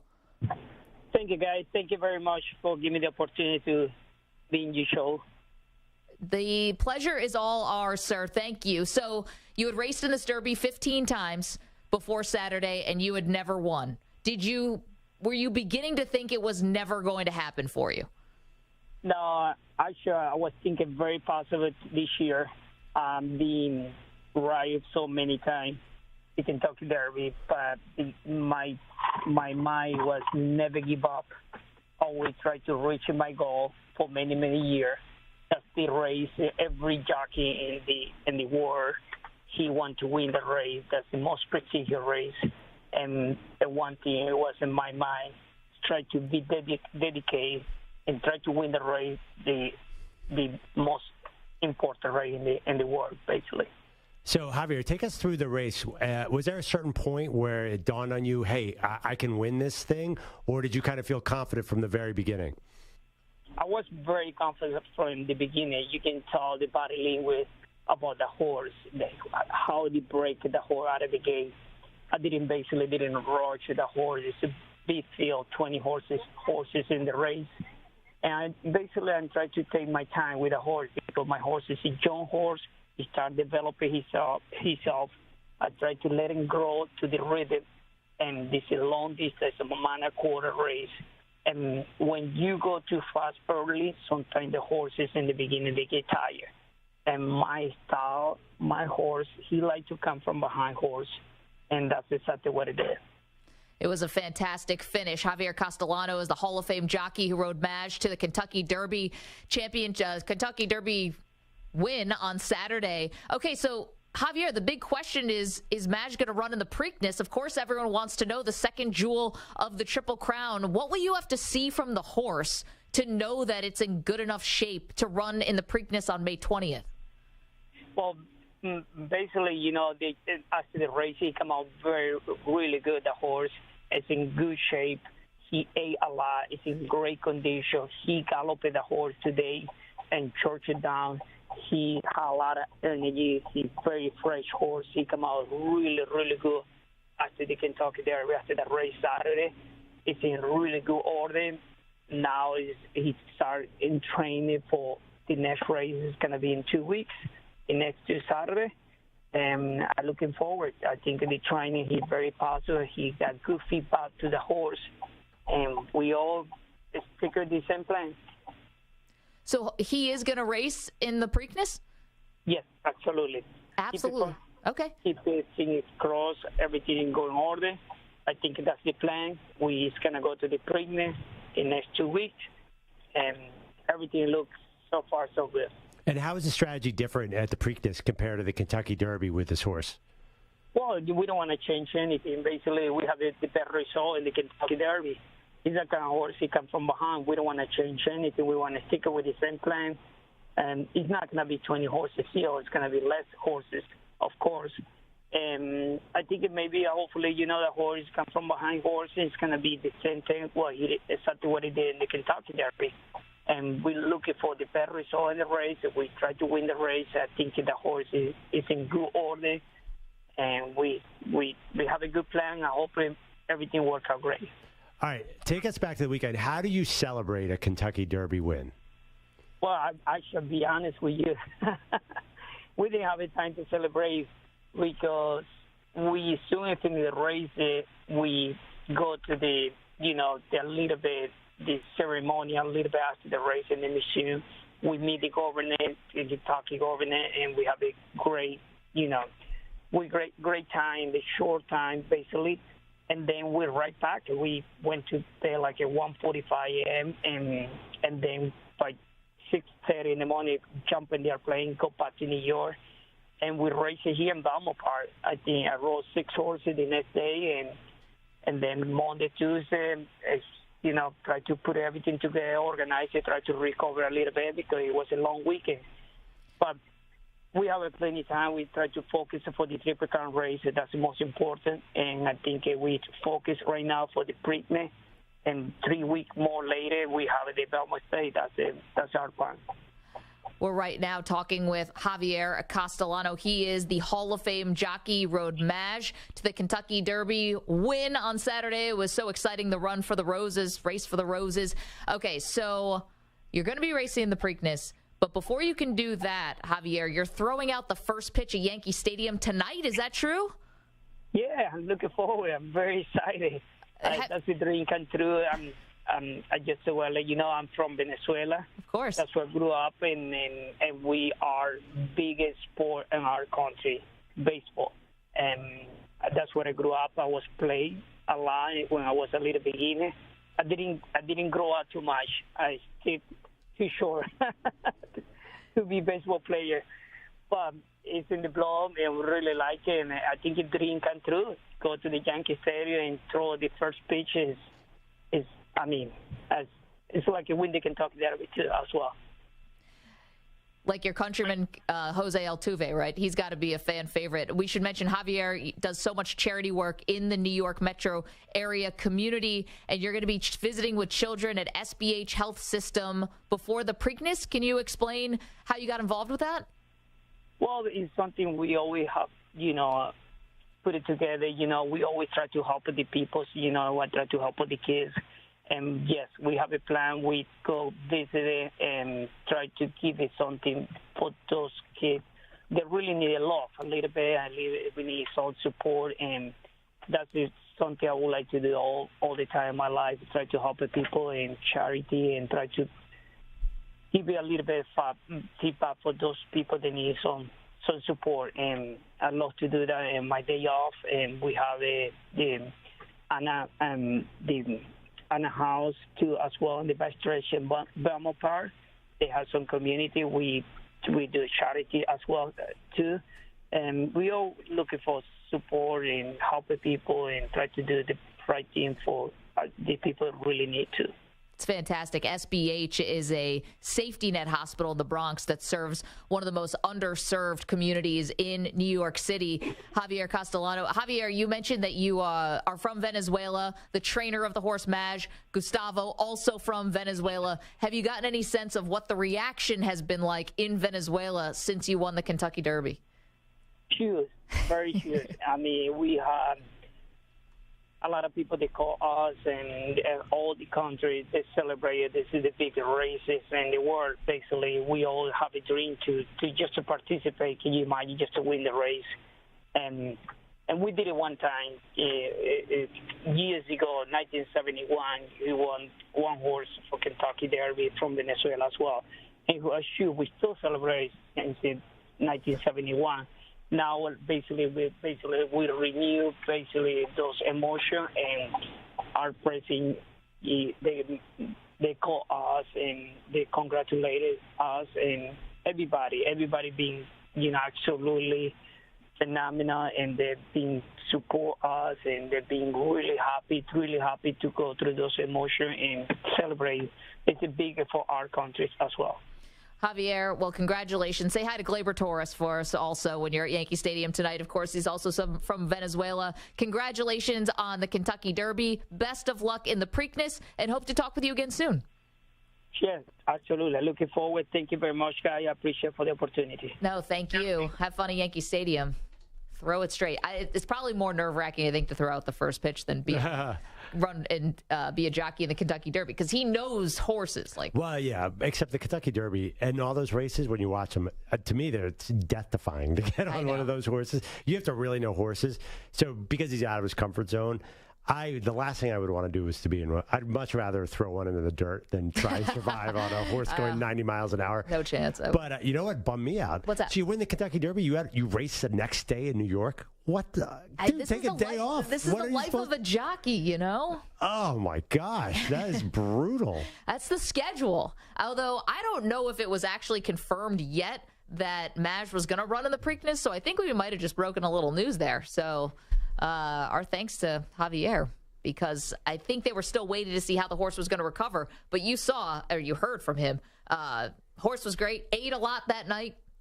Now, that's something I have in common with a racehorse. If I won the Kentucky Derby, I'm totally splurging that night. I'm going pizza, wings. I'm having dessert, every carb on the planet. That's so interesting. So I guess horses must not eat regularly. I would figure I've never seen a horse not eat. That's amazing. I know. That's how you can tell. Extra oats and hay? What do you give the winner of the Kentucky Derby? Yeah. I mean, more apples, carrots? Yes. Maybe some bourbon or something to celebrate. But yeah, that's really cool. And now we got a Triple Crown thing going. That's exciting. I know. And we got a horse to root for. Because Javier is lovely, so we're going to be on Team Maj. Why not? That's just like us to pick a front runner. Although I think Forte, the favorite that got scratched before the Derby, I think that horse is also racing in the Preakness. Okay, so he's back. I was kind of like a rivalry. It's like a little, like Magic and Bird. Exactly like Magic Bird. I was all over Forte because of my love of Matt Forte, the pass-catching running back. I mean, a fast horse who can be very effective out of the backfield in the passing game. Why not? Yes, Ackerman. Not Joseph Forte, given your love for Carolina guys? I remember that, dude. Remember he was a huge recruit? And he was a very good player for a very short period of time. I don't think he's in the same conversation with Matt. Matt Forte is a borderline Hall of Famer. Hey, Carolina did get to a Final Four with Joseph Forte. And he was a first-round pick. I was just curious. Forte is that named after Matt Forte? Does anyone know? No idea. It's definitely not named after Matt. No, these horse names are often after totally random athletes. No, they're usually after like the sire and the mom and the dad. What? No way. Look at those names. You're telling me those names were named after sires? No I think way. so. Yeah, I think there's like an art to it. I actually had this conversation once with Jim Rome because Rome's a huge horse person. He said naming a horse is like the hardest thing in the world. All right, well, let's see. Let's do some research into that. Is there another horse you know that's named after an athlete? Yeah, there's all sorts of them. What I think Francesa had one that was Mike Francesa had one that was called Mariano the Great. Yeah, there's always guys. There's always names like that. We have to look at that. That makes more sense than it'd be named after the sires, but yeah, I always thought it had something to do with like a part of the name from the sire and part from the. But forte is also like a phrase. It's a word. Yeah. It means. Oh, right, like music, right? Your forte. Yeah, your forte. Oh, forte. Yeah. So there was I put all my money on the Japanese horse. Yeah. Because, and I had to find the tweet because its parent was lay off my biscuit or something. Do you know, which was apparently, they kept talking, mind your own biscuits. Yeah, mind your biscuits. Do you remember that horse? No. Okay, anyway, it was a huge winning horse who was a gigantic stud who had this Japanese horse that everyone jumped on at the end. Yeah. He came in last place. He was terrible. I lost my $5 bet, which was fine. But yeah, there's no way. Some of these horse names are totally random. And if you are rich enough to have a horse, you got to name after your kids, right? Like you would do your kid. I don't know. I don't think so. Have you seen what happened to some of those horses before they raced? I don't think I'm going to do that. Good point. No. I'm a big fan of like naming your dog or cat an athlete name, like as an homage, because that's like a part of your family, I hear you, but like the horse it's a little. You're right. Different. I didn't think of the outcome there. It could be pretty bad. 855-212-4CBS, 855-212-4227. You can see clearly we're all horse people on this show. Clearly. Like what's its name? Forte, California Chrome. Forte's parents were Violence. What's the name of the horse? Dr. Chivel, No Parole, and Volatile are the.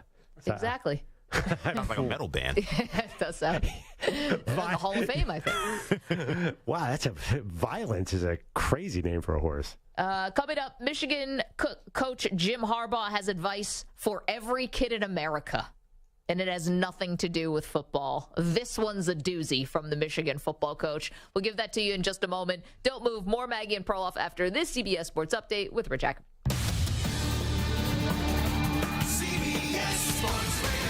Sports Flash. And it's sponsored by Progressive Insurance. Looking for a career path with flexibility and great pay benefits? Go to progressive.com/careers and apply online today. Bundle today at progressive.com. Hall of Fame head coach Denny Crum has died at the age of 86. He was the Cardinals head coach for 30 years, leading them to 23 NCAA tournament appearances, 6 Final Fours, and 2 national championships. 2 Game 5s in the NBA with the home team looking to regain the momentum and the series lead. The Celtics host the Sixers after falling Sunday. The storyline entering this series was the health of Joel Embiid, but it's been James Harden that is inflicting pain on the Celtics. He had 42 to lift the Sixers in Game 4, and head coach Joe Mazzulla said they have to find a way to slow down the former MVP. I think just continue to be effective on the Harden and Embiid pick and rolls, and then when we get into isolation situations, doing a great job forcing them inside 3 and trying to take away some of his threes, trying to take away some of his isolations. Game 5 between Phoenix and Denver as the series moves to Ball Arena. The Suns even the series on Sunday. The home team has won every game thus far. I'm Rich Ackerman. This is Jim Rome. Have a strong take? Then I want to hear from you. Weekdays from 12 to 3 Eastern, right here on CBS Sports Radio.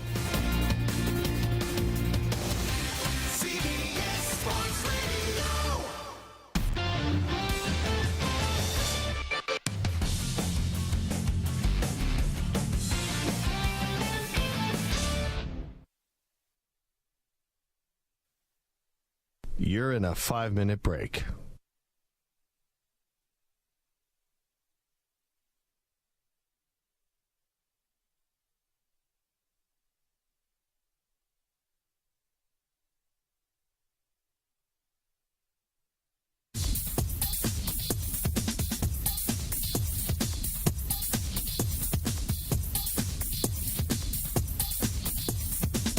4 minutes, 30 seconds remaining.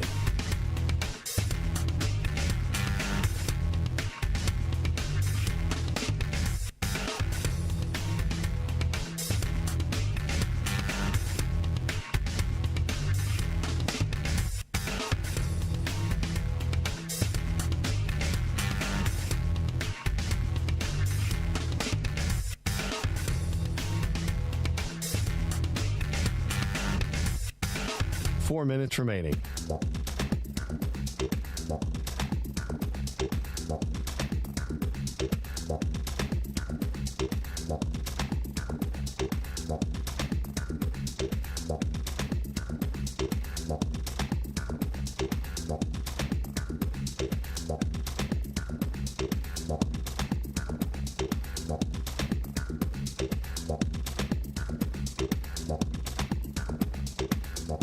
Three minutes, 30 seconds remaining.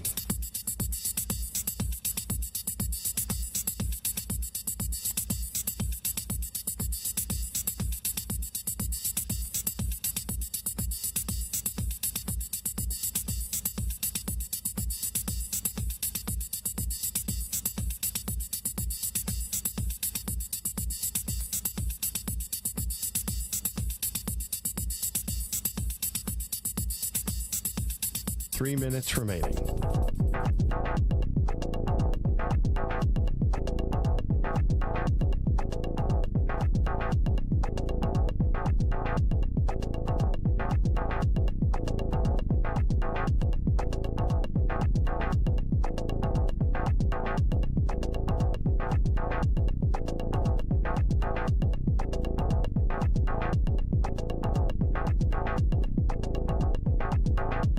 Two minutes, 30 seconds remaining.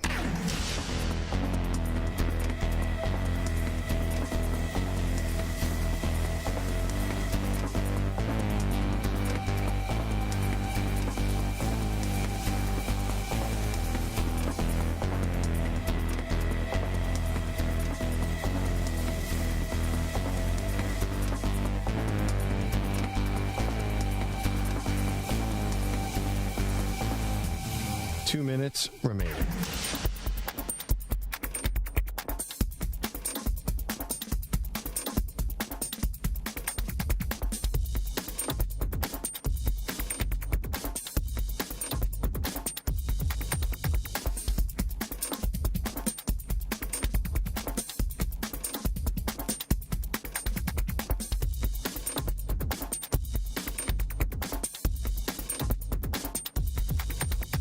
One minute, 30 seconds remaining.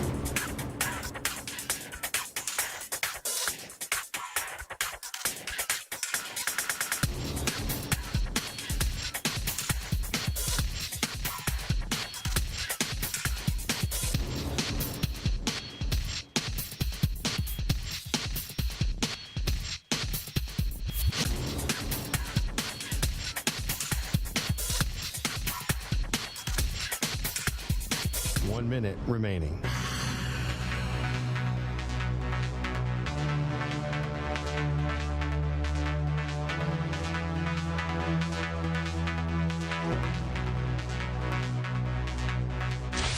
Five seconds remaining.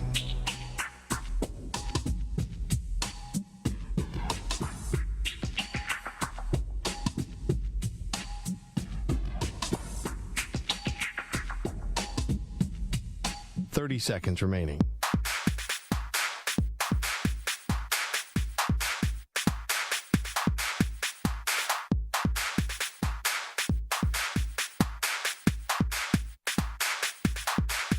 Fifteen seconds.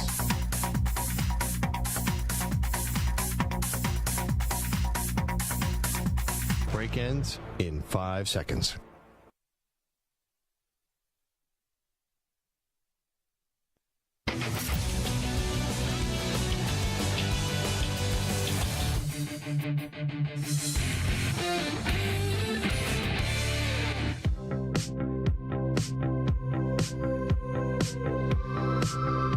The Defensive Play of the Week is sponsored by the Navy Federal Credit Union, who proudly serves the Armed Forces, DoD veterans, and their families. Their members are the mission. Learn more at NavyFederal.org. Who did Stu pick as the Navy Federal Defensive Player of the Week? Well, it's tough because look at the series. The Celtics and the Sixers have not really been playing great defense. No. And the Suns, in the last game, the Suns and the Nuggets played no defense. So I think that Stu is sensitive about picking his Lakers twice, and I don't know really who stood out yesterday, so I have no idea. Stu is wearing his New Jersey Devils sweater tonight. Hockey goalie. He's going to the game. He's going to the game. Big game for the Devils against the Hurricanes tonight. Devils are down 2-1. Could he have gone hockey? I went hockey last week. So right. No, you didn't. You went Lakers last week. No, I went hockey last week. Who was it? Lakers must have been 2 weeks ago. I went with goalie Akira Schmid of the Devils, who's since been benched since winning that award. Life comes at you fast. I hope this Navy Federal thing isn't like a mush for these players. We haven't been keeping track. Oh. Is this did you guys, Madden curse of... Did you guys see the lottery controversy with the NHL? I did. I did see it. Yes. That is juicy. Very. Yeah. Wait, about the announcement of the draft lottery last night? No, not that. Well, yes. How they messed up the messed up TV Columbus. show? Yeah. But the fact that Chicago came away with so there's a once-in-a-lifetime guy in this year's draft. Connor Bedard. Yeah, and the fact that Chicago, the big market, came away with it because there's rumors that NHL's not thrilled with the surviving markets in these last few playoffs. But anyway, that's just, I'm not going to add fuel to that fire. So wait, who is the I believe any conspiracy theory that has to do with any draft lottery of any kind. a frozen from envelope. Patrick Ewing all the way to last night. A frozen envelope would make even more sense for the NHL. Listen, you've been sitting on that one, You too. can say that every dad joke I make. Trust me, I'm not sitting on any of these. You were sitting on the Sauce Gardner thing, and Nope. you're sitting on that. You saw the controversy with the NHL, and you're like, I got a joke for tomorrow. No, I did not. Stu, what is he? Who's the defensive player of the week? We're not going to get it. So this was a tough one. I did go with Anthony Davis. Dude, how? He was host. He had 3 steals, and he D'd up Steph Curry, who was going for the go-ahead bucket with less than 30 seconds left. I think Stu did the right thing there. No. Anthony Davis definitely did not have a good defensive game last night. He was the last two possessions. The last two possessions because Steph was exhausted and he would have hit those shots. Otherwise, they pulled him out and he got manipulated all night long. That was the main storyline. Is they figured out. Who's he supposed to pick? DeAndre Ayton? He's got no choices here. No one's playing. There's not a lot of defense in the NBA, Perloff. Very limited here. I'm just saying that was the worst defensive game because finally the Warriors figured out how to make Anthony Davis a non-factor on defense, and you picked him this time. 3 steals and a big defensive possession. 3 with steals the game because on the line. Clay almost hit him in the head with the ball, probably, or whatever. I mean, come on. You have to admit, last night was not an Anthony Davis It defense wasn't an game. Anthony Davis blocking a million shots and being that defensive anchor, but he made some plays down the stretch. Is he supposed to pick Jock Landale? I mean, he's got no choices here. Who was on Curry that kind of contained him a little bit? Well, Wiggins has been on Curry, which is why I think people are hesitant to criticize Wiggins because No. Who was covering Steph? Oh, sorry, who was covering Steph? I thought I misheard you. You thought I was talking about LeBron. Yeah, no, sorry. That's what I said. Nobody wants to criticize Wiggins because he's been covering LeBron so much. That's like, right. Even if his offensive game. I don't, because they always switch up. But okay, fine, Stu. I just think that today is not the day you pick a Laker, but you had to. You're right. There's not a lot of choices. We got nobody here. Is anyone on the Heat playing good defense? Bam. Yeah, Bam. He guarded Randall, forced him to 6 turnovers. Yeah, but actually, I saw Randall score and Bam a few times. I don't know. Yeah. The problem is there's no good answer. Apologies. To should have gone hot. You should have burned the hockey. Should have went another goalie. I was trying to get creative. Okay, so this one is funny. Jim Harbaugh, everyone's favorite eccentric football coach. Khaki wearing. Yes, milk drinking, intense football coach for Michigan. Did an interview with Sports Illustrated this week, and he revealed that if he was not a football coach, he would have been these are his words, a lawnsman. Is that even a word? A lawnsman? Anyway. Sounds made up. Sounds made up. It sounds like something the Harbaughs have been saying for years. It's not really a word. He would have been a lawnsman, Perloff, and he talked about the value of mowing the lawn and how this is where he clears his head. He feels like he accomplishes something. All these great things that mowing your lawn does for him. And then he went on to say, and every kid in America should be mowing the lawn. He's incensed that industry has been taken over by professionals and kids are no longer mowing lawns. Right, but he mows his own lawn and doesn't have a neighborhood kid do it. So he's taking money. He's taking $5 an hour out of someone's pocket. $5 an hour is kind of light. It's 2023. I think you got to go up a little bit. For mowing the lawn? Yeah. What does a 10-year-old get for mowing the lawn? Yeah. You can't get him $20 an hour. That's like Here's a question. Slave labor. Wait a minute. You can't give an 8-year-old kid $20 an hour. Is an 8-year-old really operating a lawnmower? Sorry, the mom in me is coming out on this because that's heavy machinery for an 8-year-old. Wait, the local kid does not do the lawnmower. How old is a typical you gotta kid? be like in high school. Okay. That's when I started. You were a lawnmower? Well, college. Yeah, well, my family finally got a house to actually mow the lawn. Yeah. Then all of a sudden it fell on you. I threw my back out doing that, by the way. So thanks, Jim Harbaugh. It's not all it's cracked up to be. When I was watching Are You There, God, It's Me, Marvin, one of the subplots was that this weekend, by the way, I just want to throw that out there. Yes. There goes my man card. The dad got his hand caught on a lawnmower, so they had to hire the local 6th grader. But that was you're 12 in 6th grade, right? 12, yeah. I guess 8-year-old. 8-year-old you could do, but you could do the newspaper route if that still existed, which I can't imagine it does. I don't know if that exists either. I thought that can't exist. These old-time Americana things, I don't know how much people do them anymore. Well, how about shoveling snow for... Again, like I live in the suburbs. Yeah. People have these fancy snow blowers now. We have a snow blower. Listen, if there was a high school kid across the street who really wanted to do it, we would pay him to do it just to help him out. But we bought a snowblower at Home Depot like everybody else. I mean, I used to clean up doing the snow shoveling. Oh, you got people Where, over New a York? barrel. Yeah, New York, in Queens. I grew up in Bayside, so a lot of houses. You have to, you've got people so bad. It's like, do you want to go to work today? Right. You better pay me to shovel your driveway. I got to be honest. The best part about living in an apartment in New York, not that it snows anymore, but snow does not bother me for 1 second. I don't have to do anything. But we also don't have a local kid who does the lawn either. Do you have There's a service that comes, and they do it in 15 seconds, by the way, because they're on those riding lawnmowers. It's it takes 2 seconds. Can I ask you a question? When you move to the suburbs, you go to how do you find the service? I always worry about when you move to. How do you find all the guys really who do easy. everything? How do you find the guy who fixes everything in the house? Isn't that stressful? No, there's signs up everywhere on people's lawns. But how do you know who to trust? No, I'm saying say you need a plumber, you need a landscaper, you need this, you need this.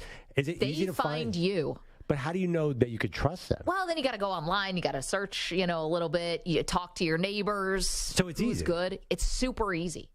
Okay. I know. Come on out to the burbs. So clean the gutters, all that stuff. All of it. Exterminator if you need it. I hear nothing. I hear these horror stories about people who come into your house and rip you off and just sort of tear up your plumbing. Well, I'm assuming we're getting ripped off, but I get ripped off in the city and the end of the suburbs. I mean, I just bake that in.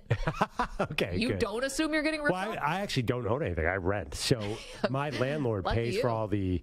Not lucky, except I'm not gaining any equity, obviously, which is a terrible situation. But my landlord has to pay all these guys who I would say 75% of them are ripping us off. But how do I know? Okay, so there are places I just assume I'm getting ripped off. Yeah. Okay, number one, auto mechanic. I mean, not to stereotype. I just assume. I have no idea what they're talking about.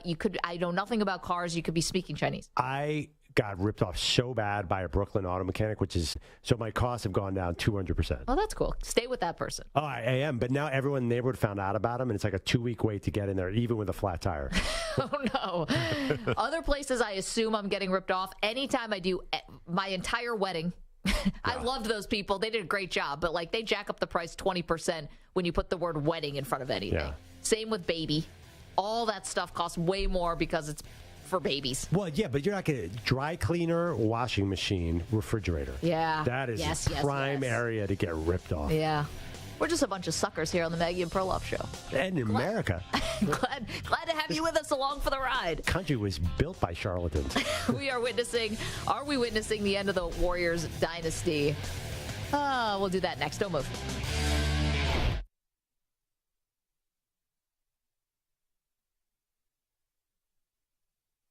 You're in a 5-minute break.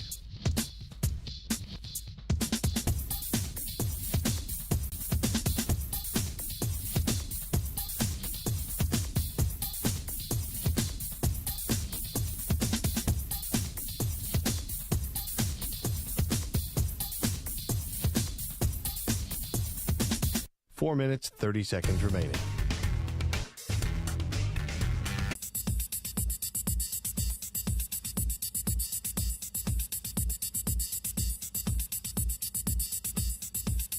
3 minutes remaining.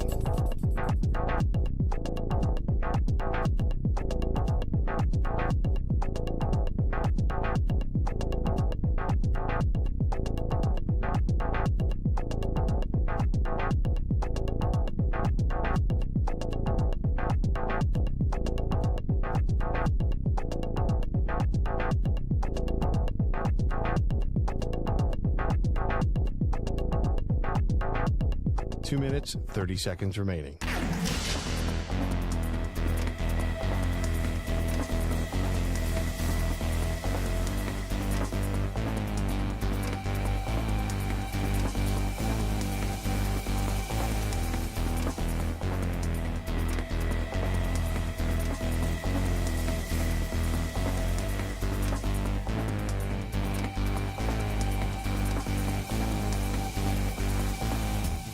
Two minutes remaining.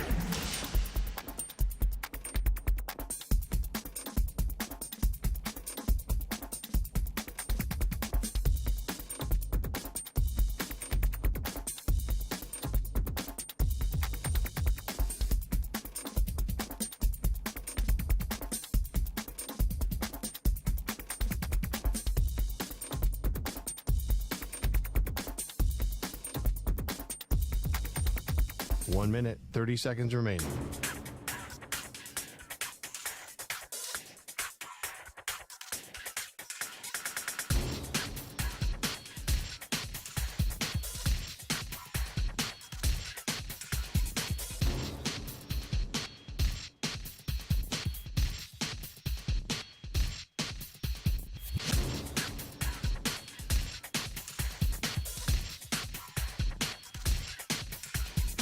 One minute remaining.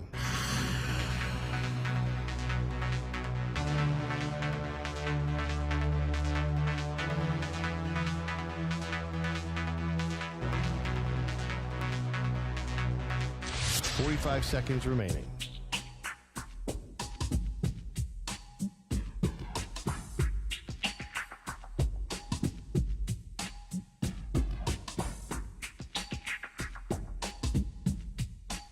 Seconds remaining.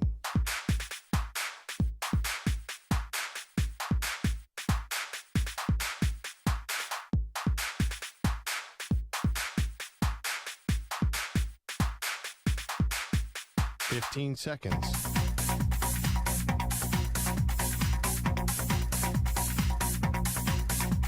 Break ends in 5 seconds.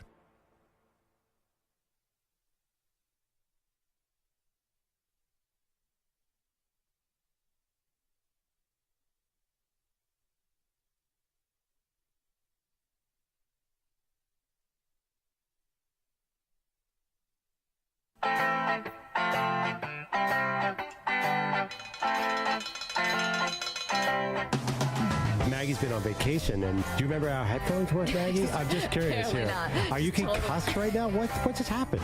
Oh, we caught on the live stream. Great. I'm like literally crying. It looked like you were putting on your headphones and one flipped on your ear and hit you in the face. Are you okay? No, my eyes are like tearing because I hit myself in the face with the headphones. We'll find it and we'll put it out on social media. Is it going to be a situation where you're going to have a black eye tomorrow and everyone's going to think you're making up? I was trying to put on my headphones. Yeah, right. That's a bad excuse. Like something's going on at home. I don't know. Everything's fine. Luckily, we have it on the live stream, so we don't have to worry about it. My eyes, it's pretty bad, right? Getting hit in the face with the headphones. No. I know. Do you need some ice? Do you want us to run and get you some ice? No, I don't want anything. I want to hear this Kawhi Leonard theory. They are Maggie and Perloff on CBS Sports Radio. Welcome to the show. It's Maggie and Perloff on this Tuesday. Breaking horse news, apparently, is our new thing. Had Javier Castellano, the Kentucky Derby winning jockey for Maj, who confirmed to us last hour that Maj is going to run in the Preakness, Perloff. This is not even our area. This isn't even our lane. We thought, oh, jockey, cool. We'll interview him. Boom, breaking news. That's exciting. How about that? I think we can all root for him now, too. I think everyone kind of roots for the triple crown definitely. anyway. But now I think we're personally invested. I think we need to make a big show bet on this. Okay. We need to pool our resources here. Okay. Get everybody involved. EJ, going to need that lawn mowing money, buddy. Yeah. Oh, no. All hands on deck. Take away your Knicks bets. You know, I know you were all over them in the next game. Oh, yeah, I lost a ton of money last night. You don't bet on the Knicks, do you, dude? No, I didn't bet on the money line, but I bet on some stats. Oh, who'd you lose props. on? Josh Hart. Well, he should have never fouled out. That was some BS calls. He got elbow in the face, and they called the foul on him. Yeah, it doesn't make any sense. That one was weak sauce. Welcome to Maggie and Perloff. We were not planning to talk about horses today. The Knicks maybe a little bit, but here we are all together. And we were talking last hour about a story about Jim Harbaugh, his happy places when he's mowing his lawn. Well, this year, major expectations, of course, on Michigan, as they are every year. Perloff, we got some win totals that were released, betonline.ag, for college football. Not a shock. Michigan, 10.5 points. I mean, they returned so many people from last year's Final Four college football playoff team. Anything below 10.5, and just by the way, Ohio State also opened at 10.5, I think would have been odd. So 10.5 seems like a perfect number, and I'm assuming that they're going to go over on this total. Yes. That's where my bet would be. Except that, it points to one fact about Michigan is, I'm sorry, this is title or bust. In fact, to the point where I don't even know if they can't win this year with J.J. McCarthy coming back and Blake Corum coming back. Yep. Then what's Jim Harbaugh doing there? And I know, even though I can't even remember, $10 million a year. I can't remember what the last iteration of the Jim Harbaugh negotiation is, but I think this is kind of a do or die year for Michigan. Because if they can't do it this year, the fact that Ohio State lost their starting quarterback, they've already proven they can beat them. The fact that Alabama is down, that Georgia has lost half their team. This is the year. It's all on Harbaugh. Well, listen, it depends how you view the end of last season, because when you look, unfortunately for Michigan, I think what hurt them is they get into the college football playoff. Right. They lose to TCU, and then TCU just got destroyed by Georgia. So it's like, how did that take some of the shine a little bit? It wasn't even a game. It was the largest margin of victory in the history of college football championships. Yeah, you could argue that. I could see that. So, right, but if this Michigan team can't beat an SEC team in the Final Four, then is he ever going to be able to do it? Well, can I not say that making the college football playoff, beating Ohio State the last 2 years and then making the college football playoff, isn't that enough? I think Michigan... No, I don't think so anymore. Because if they plateau at that, then Harbaugh is going to get bored and go back to the NFL. Well, that's the other thing. So it's been 2 off seasons now in a row. It was the Minnesota Vikings 2 years ago, and then this year there were some flirtations. What was the team this year? I can't even remember. It was a good one. No, it wasn't Stu's Raiders, but it will be Stu's Raiders. Oh, the Colts, maybe. The Colts. It will be Stu's Raiders if things go south for Michigan, and I think if Josh McDaniels, if they don't, I mean, good luck in the AFC. I'm not sure what the Raiders are really expected to do in that division, but I think the shine might be coming off of Josh McDaniels a bit. Oh, definitely. Yeah. And also his former team, the Bears, might be open too. Possible. I don't understand the Eberflus thing at all. Why it's really hard to have a defensive coach at all. You can't have the worst record in the league 2 years in a row, so that could be open. So I mean. Do you agree, though, that I think it's a higher expectation than just the Final Four? I know that's crazy to say. But is that even, real? Well, that happens to Alabama. I mean, making the Final Four is a... Yeah, but Alabama has been a dynasty recently. Very recently. I just think Jim Harbaugh is such a big name. He's such a great coach. There's so much history. He's got to win a title. Or a Super Bowl, or something. He's got to win something before anything. Because I don't know. I know the transfer portal changes the whole game, but how often do you have sort of a Heisman candidate quarterback coming back, a Heisman candidate running back, and they didn't lose a lot. 2 good running backs. Remember, Donovan Edwards is coming back. They didn't lose a lot elsewhere, so it's got to be now or never. And I think you're catching Ohio State probably on a good year. They just lost C.J. Stroud. Yeah, but quarterbacks with Ohio State, I mean, the next guy up is going to be just as good. He's got Ohio State's Kyle number. McCord has been in the program for, 3 years? Philly's own, by the way. Yeah, but, I mean, he's got Ohio State's number. So, to me, that's the most pressure. It was a little bit strange. I'm sorry there. I didn't mean to talk over you. It was a little bit strange, though, about the Dominic Raiola decommit. I mean, McCord is fine. I know this happens all the time, but it's a little strange, no? Yeah, but everyone's decommitting and looking for better deals that way. Dominic's a dad. Sorry, Dylan Raiola. Pardon me. Yeah, no, but that's the show my age. That is the kind of thing now. Basically, you commit as a junior, and then that's just the asking price. Then the other people come in with their NIL. Yes. And, the non-exclusive franchise tag of college football for And you are right. Any quarterback. I mean, I think I could probably throw, 26 touchdowns to Marvin Harrison Jr. and that crew of NFL receivers they have there. So the system should be good. But this is the year. The Big Ten has got to take it from the SEC this year because you're not going to get Georgia and Alabama down like this. Okay, Okay, well, first of all, let's see. Yeah, I know. I know. Georgia and Alabama down. I mean, listen, it's going to be crazy if Georgia could pull off a three-peat. I mean, that would just be nuts. But Alabama's win total is 10.5, and here comes LSU's win total at 9.5. Yeah, that's the other issue. You got that. You're right. They've got a Heisman candidate quarterback also at LSU. Yeah. By the way, Georgia's quarterback, everyone says it looks like he's on Carson Beck, looks like absolute fire. You're right. LSU looks great, too. Honestly, Alabama's the one with the maybe up-in-the-air quarterback situation, bringing in Tyler Buckner after spring practice. Yeah, but at least Alabama has pros everywhere else. My theory on Alabama is that Nick Saban wants to do a run and defense championship again. Is probably secretly happy that there's no quarterbacks. I mean, that guy won with Greg McElroy and A.J. McCarron. Yeah. Different different college back then. I think that maybe you could zig when everyone else is zagging, go more to a run style.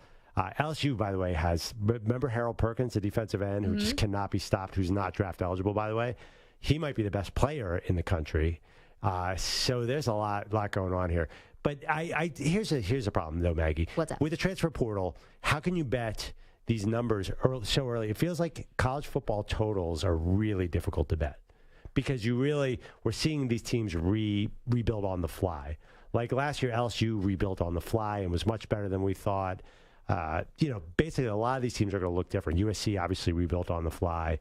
So I just worried. I'm not sure I want to place my money on a lot of these. Here's what I would do when I'm betting college. Like if I'm doing win totals, right? Who I'm trying to find, and I know this is like next to impossible. I'm just using them as an example. You got to try to find like the next TCU. Like who's so low and has the shot not to go to the college football playoff. I'm not saying that extreme, but like say Tennessee, for example, even last year. Last year they opened at 7.5. Yeah. Like this year they open at 9. It's going to be harder to get some value there. You got to like find the team that everyone is undervaluing. How would you possibly know who the next TCU is? I might know. You have no idea. TCU, even Max Duggan didn't know TCU was about to do that. He might have been the only one who's probably saying it. He didn't even know he was going to play last year. Yeah, that's true.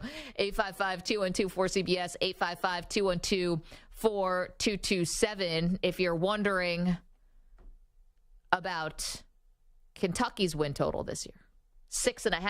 Our pal Big Dave is in Kentucky. Big Dave, how you doing?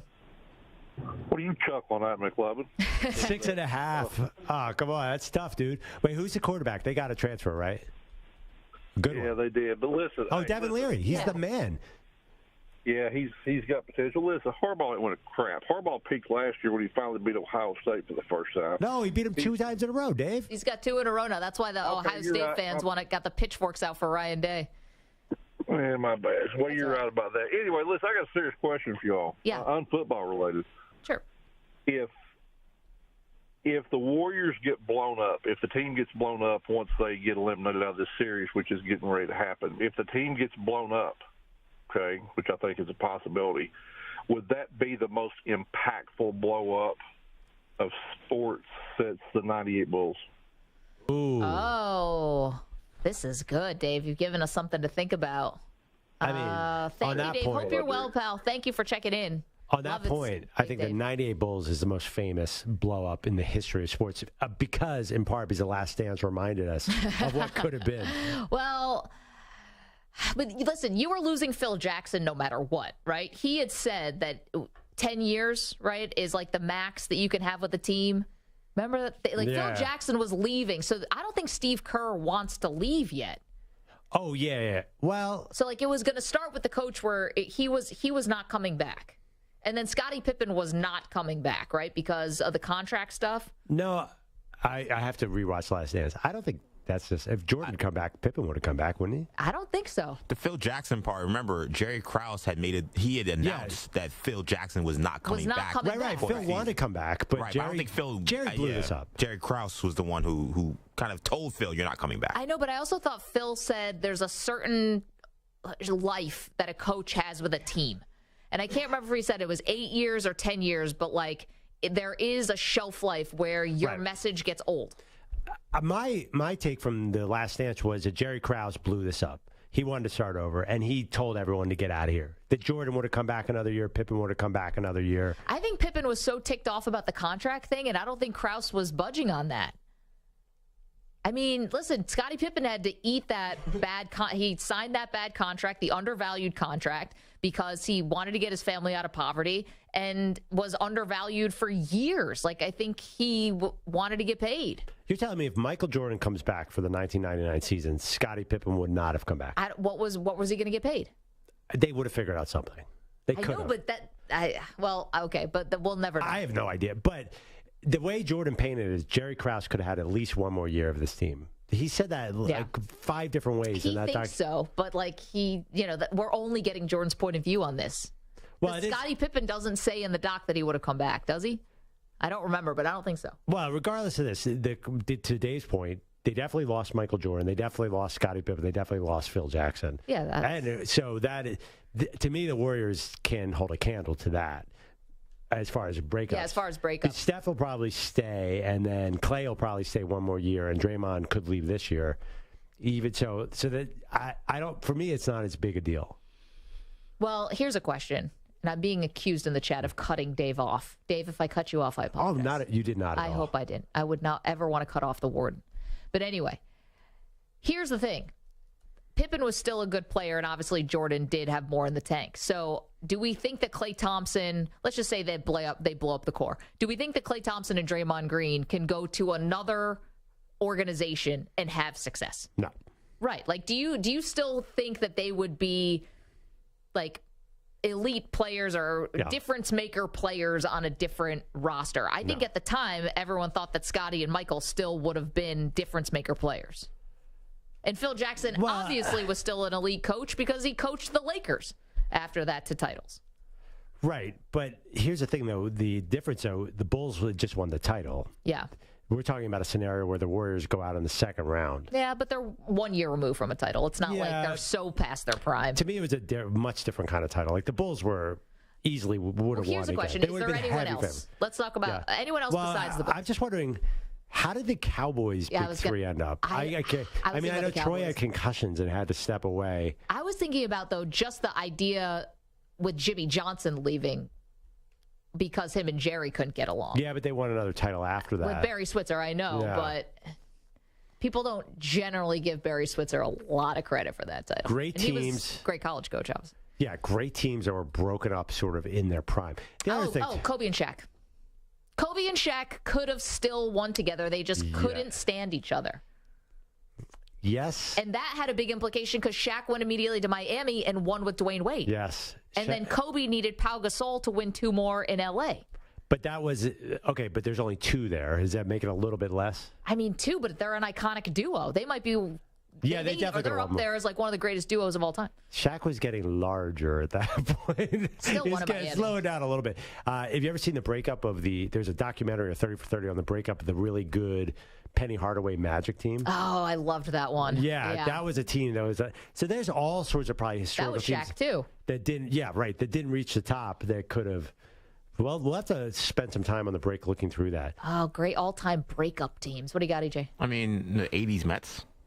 I mean, there's a 30 for 30 on that, too. Yeah. That's called rehab. That's not called great breakup. I'm just saying, they were the 80s amazing. Mets. I don't know. Yeah, was that Daryl, Doc. I mean...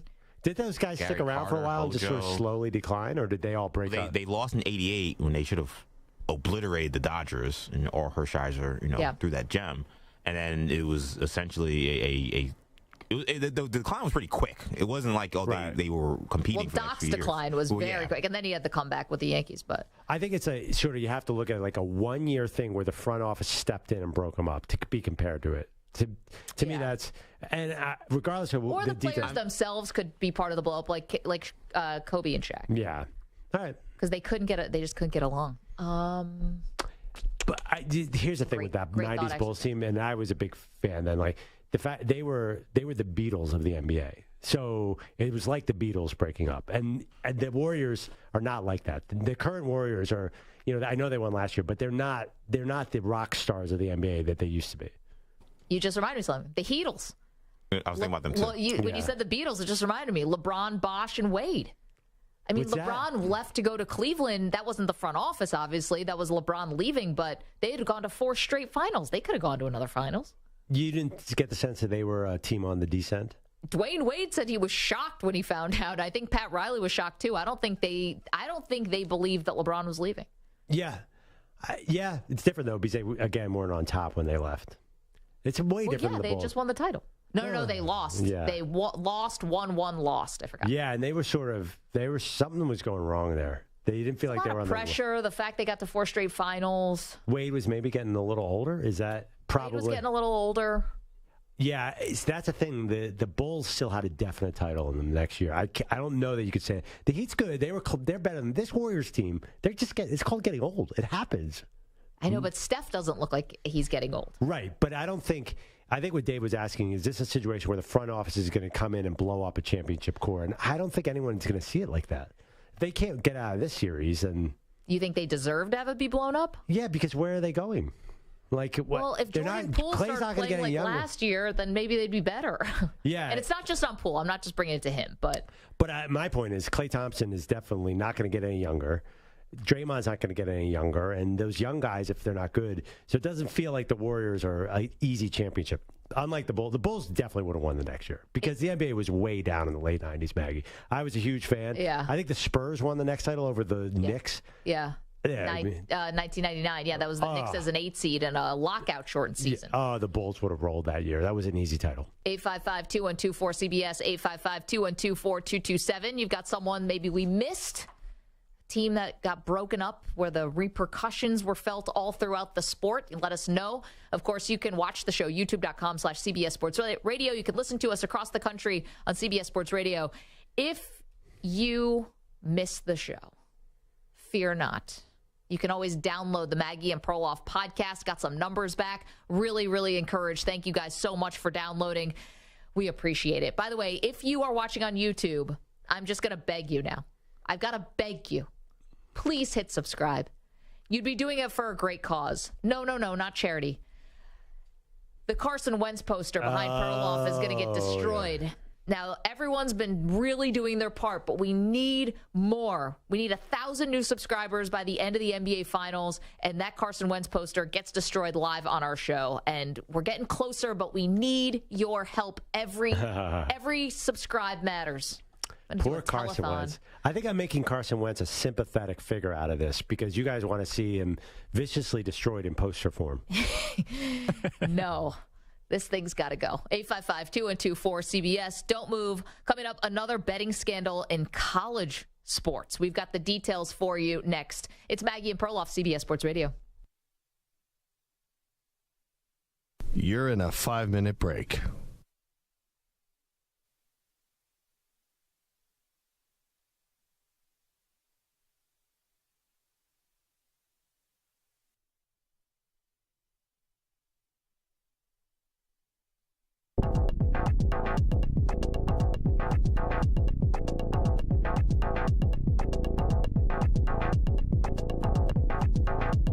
Four minutes, 30 seconds remaining.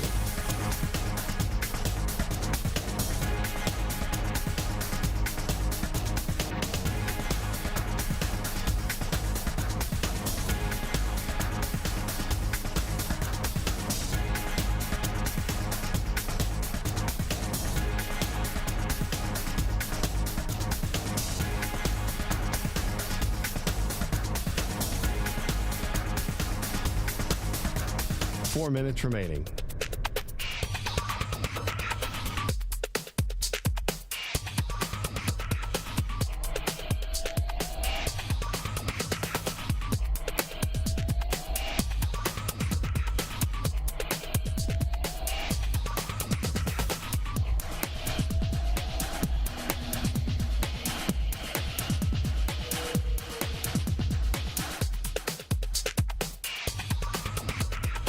Minutes, 30 seconds remaining.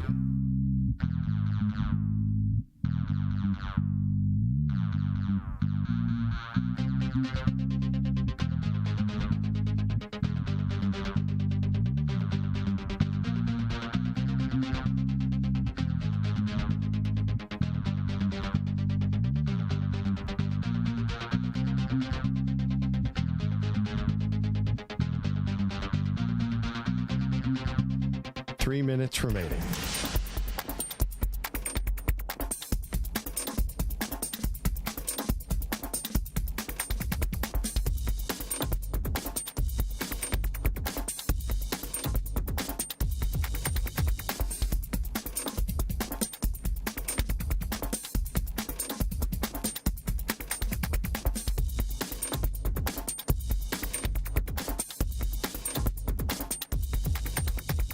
Two minutes, 30 seconds remaining.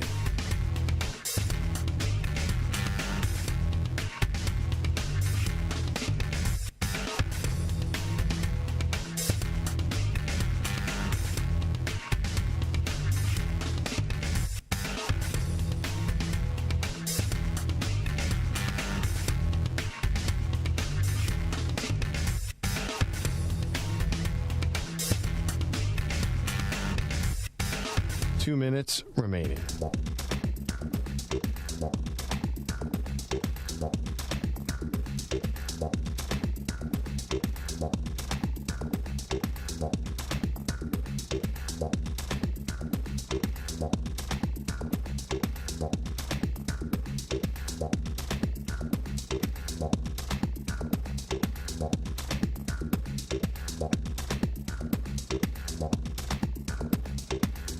One minute, 30 seconds remaining.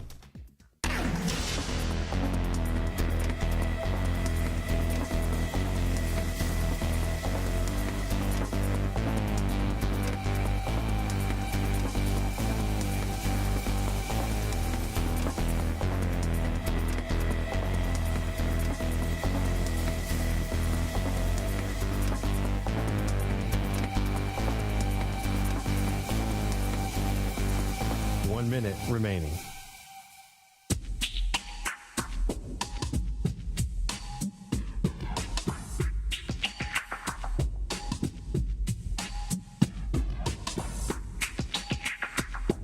.45 seconds remaining.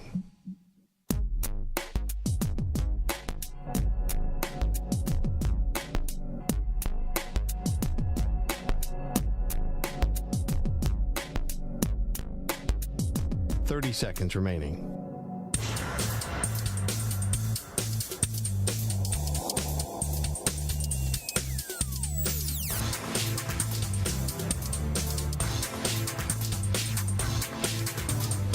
Seconds.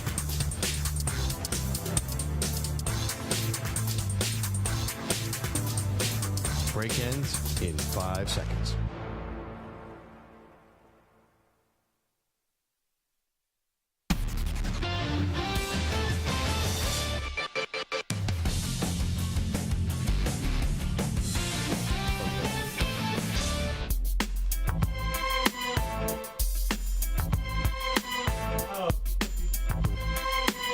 Because we don't have enough Michael Jordan in our life, Maggie, can I share one quote from a little movie called The Last Dance, if you remember from the pandemic? Yeah, I do remember. Basically, Jordan was asked about one more year. Okay. Here's what he said. If you ask all the guys who won in 98, Steve Kerr, Judd Bushler, blah, blah, blah, we give you a one-year contract to try for a seventh. You think they would have signed? Yes, they would have signed. Would I have signed for 1 year? Yes, I would have signed for 1 year. I'd be signing one-year contracts up to that. Would Phil have done it? Yes. Now, Pip, you would have had to do some convincing. But if Phil was going to be there, Dennis was going to be there, if MJ was going to be there to win our seventh, Pip is not going to miss out on that. So Jordan was arguing, and probably rightfully so, they could have brought the band together for one more year. And I think the Bulls thing is so unusual because it's so rare to see an actual reigning champion completely turn over their team. Yeah. It's hard to find historical situations. The one that jumps to mind is the Ravens dumped Trent Dilfer after they won the Super Bowl and brought in Elvis Gerbach. But he wasn't the reason why they won. We talk about him, as the all-time non-factors for quarterbacks in Super Bowls. It's still one of the worst NFL moves that any franchise has ever done. They got rid of Trent Dilfer and the team completely fell apart for whatever reason. But generally, though, if you have a champion, you keep it together. So can you think of any other examples where they might have broken up a champ? So this comes from a friend of the show, Big Dave in Kentucky, who asked if breaking up the Warriors this year would have the same type of ripple effects through the sport that breaking up the Bulls after 98 would have. And is there another comp, in the sports world of teams getting broken up? I was trying to think about the Oakland A's teams in the 70s. I know Vita Blue just passed away. It had me thinking about those teams. They were excellent. And then obviously, Well, I know Reggie left, obviously. Money problems, yep. Who else left from that team? Actually, I know nothing I got to go back and take a look, but it's hard. It's hard to think because a lot of teams, usually you ride this into the ground, right? That's when you have a successful formula. I don't think Dave's analogy is perfect. This is not a critique. Dave is obviously brilliant. Yeah. We've learned so much from him every time he calls. But the Warriors losing in the second round and breaking up doesn't hold a candle to the Chicago Bulls breaking up. And Dave said that. I don't think it's going to have ripple effects because I think the NBA is going to move past this Warriors team anyway. They are. I think the Shaq and Kobe is as close. I know it's not three guys like it was with Phil Jackson and Michael and Scotty, or Dennis Rodman. I don't know who you want to put as the third there, but I think the Shaq and Kobe breakup was big. It was big. Were they guaranteed to win another one? Like the Bulls? What about the Oklahoma City Thunder with Westbrook and Durant? And James Harden, and that was a front office thing. They picked Serge Ibaka over Harden. I mean, I know now Harden gets blamed because of all of his postseason failures, but at the time, Harden was coming off of a pretty bad finals, actually. He was pretty bad in that finals against the Heat, but he was coming off the bench, and Oklahoma City didn't want to pay him. They paid Serge Ibaka. They broke up Durant, Westbrook, and Harden. Yeah, but Westbrook and Durant stayed there for many years. Yeah, they did. And by the way, but Harden went on to be an MVP elsewhere in Houston, obviously. Again, that team didn't win a championship. It's hard to a finals, but yeah. Can you imagine in this day and age for a team that just won a title to lose their three best players? Be more likely to happen maybe in the NFL, quite frankly. But not really though. Yeah, because a lot of Super Bowl teams turn over quite a bit. Yeah, but their three best players, that's like what if the Chiefs had won and Kelsey, Mahomes, and Frank Clark or whatever. Yeah. Chris Jones had left. Yeah. It's unthinkable. The 98 Bulls is in a territory of its own, I think. Standout. Okay, got to get to this story from college because if you remember just last week, the story about the Alabama baseball coach, Perloff, who was fired because he was connected with some nefarious gambling situation. So there was someone in Ohio who was placing bets on an Alabama LSU game, presumably because they got some insider information about a starter that was scratched an hour before the game. And they believe this information may have come from the head coach. Yikes. So that investigation continues, and the Alabama baseball coach has been fired. Okay, fast forward to yesterday. We get the news that not only Iowa, but also Iowa State are both being investigated. This time, not coaches, student athletes, and also one member of the athletic staff. 15 people at Iowa State, 26 at Iowa. I believe I'm getting that correct, for weird betting stuff. Now, this could be a variety of things. Student athletes in college are not allowed to place bets on anything amateur or pro where the NCAA has a championship for that sport. So if you are a football player at Iowa, you cannot place a bet on a women's college basketball game or a WNBA game.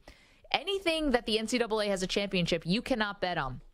So it was either something like that, or it's possible that information is flowing between these athletes and bets are being made with some insider info. Again, got a lot of details that still need to be on surface because of this investigation. But bottom line, I mean, it's fun to gamble responsibly if you use it as entertainment and do it in the right way. I hope that these young people are being really told letter of the law multiple times. You know, sometimes with kids and adults, you got to get through multiple times, because I just hope nobody does damage, like permanent damage to themselves or their careers in college for placing a misguided bet. Okay. You know what I'm saying? I hear you, but if it almost feels like you're putting that responsibility on the university and not the men. I kind of am putting it on the university. Why? I'm putting it on the player too, but like you remember in college, everyone's a knucklehead in college. Like, you really gotta, not everyone, but most people and myself, knuckleheads in college. Like, I had to be told things 100 times. And still that made no impact whatsoever, probably. That's why you could tell them, I didn't listen to anybody in college. But you know, part of me, and this a little bit of ignorance here on my part, it was one college baseball game in the Alabama scandal. Alabama, LSU. Yeah.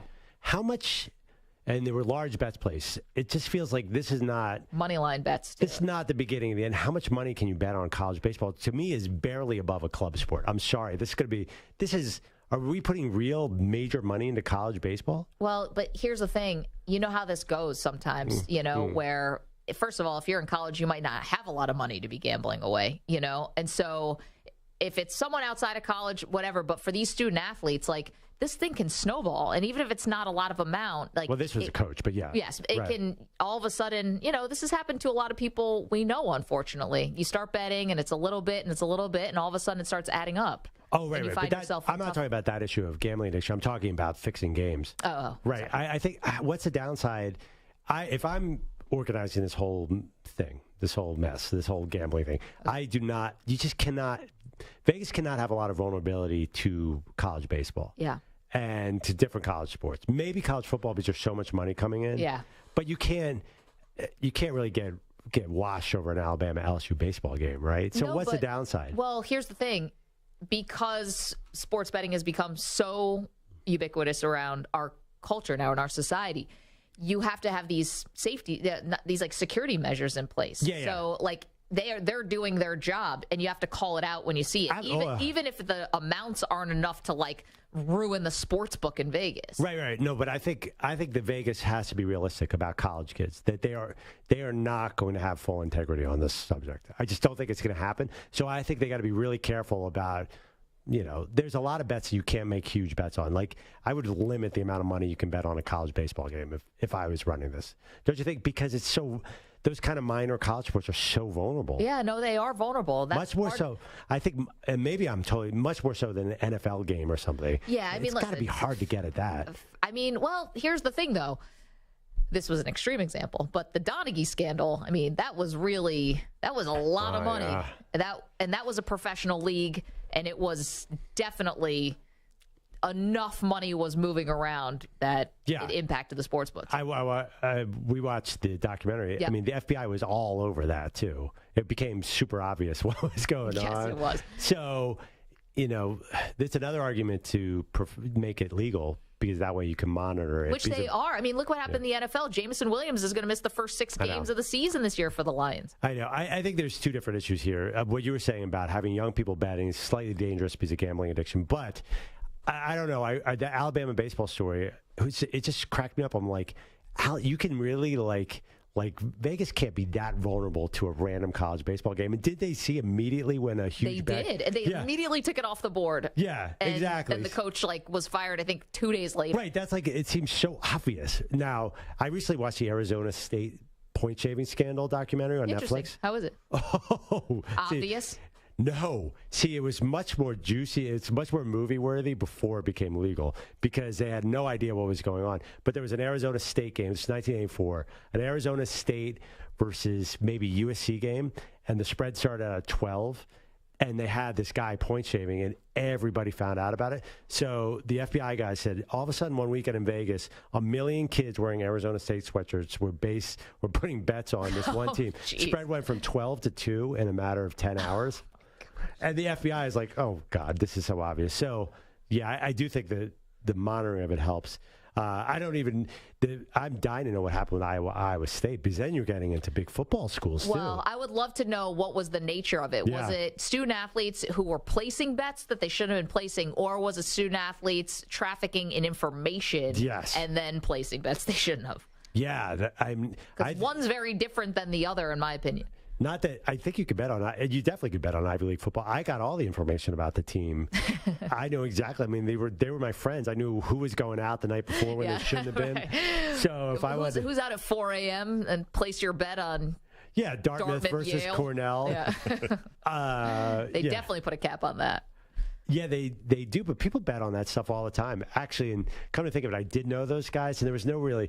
When you know this too, Maggie, when your friends go out at night, you never know how they're going to respond the next day. Sometimes the most hungover guys have the best games. Well, I mean, the most famous example on the pro level, David Wells. Oh, yeah. Who was extremely hungover and then went out through a perfect game. Yeah. He was at an SNL after party and then came through a perfect game. I was kind of like that. I could always play really well hungover because you're more focused. You're like, oh, I got to get it together here. Wake up late, hit the alarm. No, I'm an hour late. 8 a.m. basketball run when you're out till 4 in the morning. I was unstoppable in those situations. I don't know how you would do that. I remember Max McGee for AC here, Super Bowl I MVP, super hungover, and had one of the greatest Super Bowls in the history of the game. Well, that was Ken Stabler. Those were always the stories that he was hungover, right? Well, no, I think he was actually drunk. During the game. It's the party. He sort of looked like it. And didn't that was Mike Freeman's book, right? Didn't Doc Ellis throw a no-hitter on acid? Yeah, that is a topper. Yeah. To be able to throw. The one question about that I have about that story, which, by the way, modern day, Aaron Rodgers wins a game on ayahuasca. Just keeping our eye out for that one. But did he take the LSD because he thought he had the day off? Or was he actually thinking, hey, why don't I do this and pitch and see what happens? There's a lot of movies about that one. We should check that out. Yeah, I don't know. I mean, by the way, when I was playing high school basketball, I'd say 40% of the court was high at some point or other. I think in the NBA that became James Smith. I don't think that's unique for guys to play high. No, but LSD is a little different. LSD is pretty different. I would presume. Oh, but in the 80s, we were talking about the Mets in the 80s. You don't think those guys were on a variety of drugs? I don't think it was the hallucinogenic variety. I think they were on the cocaine. Coke. Yeah. Which is not exactly nothing. No, I think that would make you a Superman. Right. You think you are. And I mean, listen, they used to have the greenies. Yeah, that was always the amphetamines, right? The uppers. Oh, yeah. Remember that those days, Zach, when you used to, before your sports updates, when you pop a greenie? Stunted my career, not to mention my growth. Axe got all the news of the day. 40 seconds. 855-212-4CBS, 855-212-4227. All right, if you're in our chat, please hit subscribe. I beg you. Let's all destroy this Carson Wentz poster together, the one that's sitting behind Perloff. All we need, 1,000 new subscribers by the end of the NBA Finals. Okay, coming up, the craziest thing we heard today, we'll pass on to you. We'll do that in just a moment. Don't move. More Maggie and Perloff after this CBS Sports Update with Rich Ackerman. CBS Sports Flash. And Denny Crum, who turned Louisville from a successful program into an elite one, passed away at the age of 86. Crum left John Wooden's UCLA staff to take over the Cardinals in 1971, and over the next 15 years won 75% of his games, leading the school to 2 national championships. The Cards made 23 tournament appearances and went to the Final Four 6 times. Crum elected to the Basketball Hall of Fame in 1994. The Western Conference semifinals have been heating up, with the Lakers moving a win away from the conference finals last night. Now the other series even at 2. Nikola Jokic will be available tonight after a dust-up in Game 4 that overshadowed his 53-point performance. The home team has won every game in the series, but Phoenix has grabbed the momentum with back-to-back wins led by stars Kevin Durant and Devin Booker. The first game of the night features the Sixers and Celtics in Boston, with that series even at 2. The stars have shined in that one, too. Most notable, James Harden, who had 42 on Sunday in a pair of games in the Stanley Cup playoffs, starting with the Devils and Hurricanes in New Jersey, which looks to even the series. The Kraken host the Stars, holding a 2-1 edge. I'm Rich Ackerman. This is Jim Rome. Have a strong take? Then I want to hear from you. Weekdays from 12 to 3 Eastern, right here on CBS Sports Radio.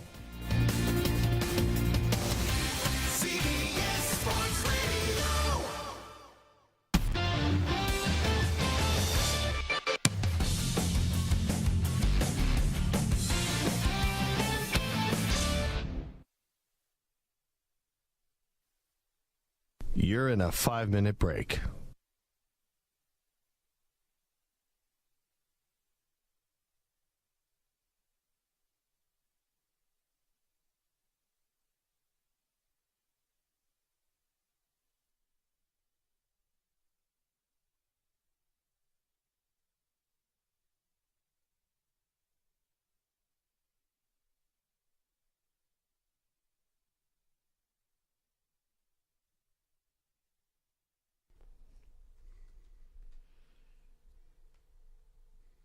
do? Schedule release? Schedule release is what, Thursday though, right? Yeah. So I said Black Friday comes out. International games come out tomorrow. Yeah, and I'll say tomorrow it's NFL schedule release week. I don't know. The NFL schedule is going to be released soon. Perloff, what game are you looking forward to the most? Yeah, something like that. What game are you looking for? That's kind of like a wide. Yeah. Or we can do. Yeah, I mean.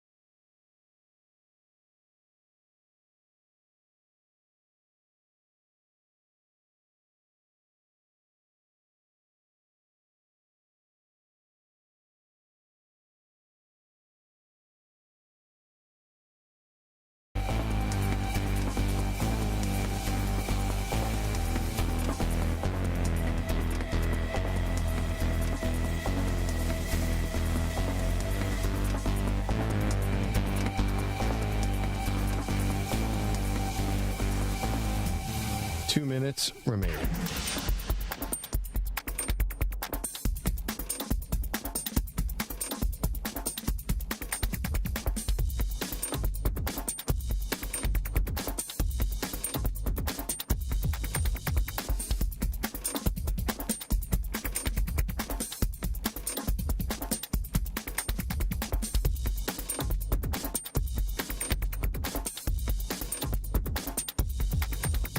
One minute, 30 seconds remaining.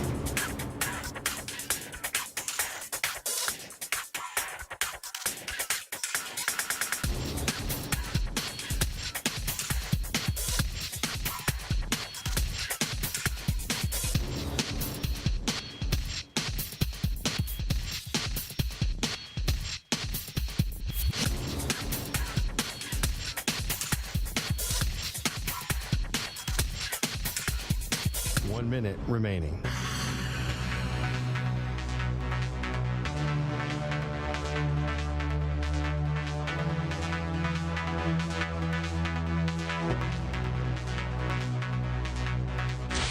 Five seconds remaining.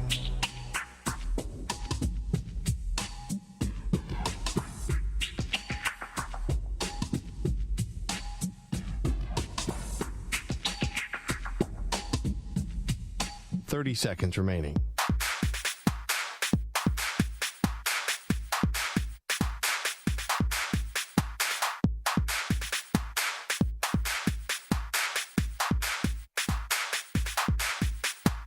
Seconds.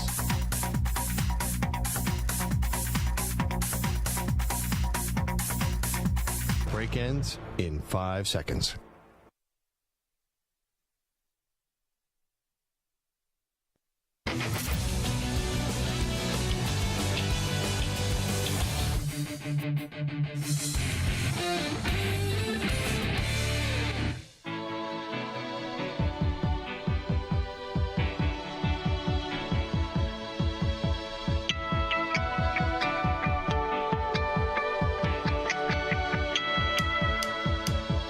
Maggie and Perloff, CBS Sports Radio.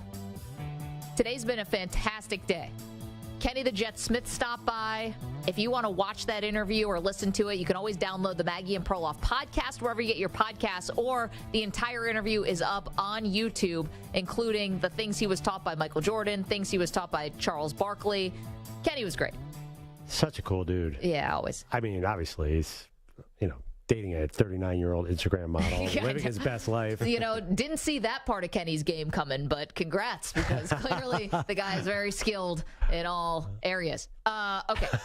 Javier Castellano also joined us. He is the jockey, Hall of Fame jockey, who won the Kentucky Derby on MASH on Saturday. He had already had a Hall of Fame career and had never won the Derby, then did it on his 16th try.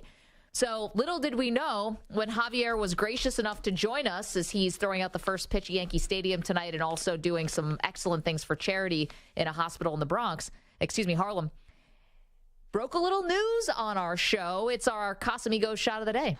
He shoots! He scores!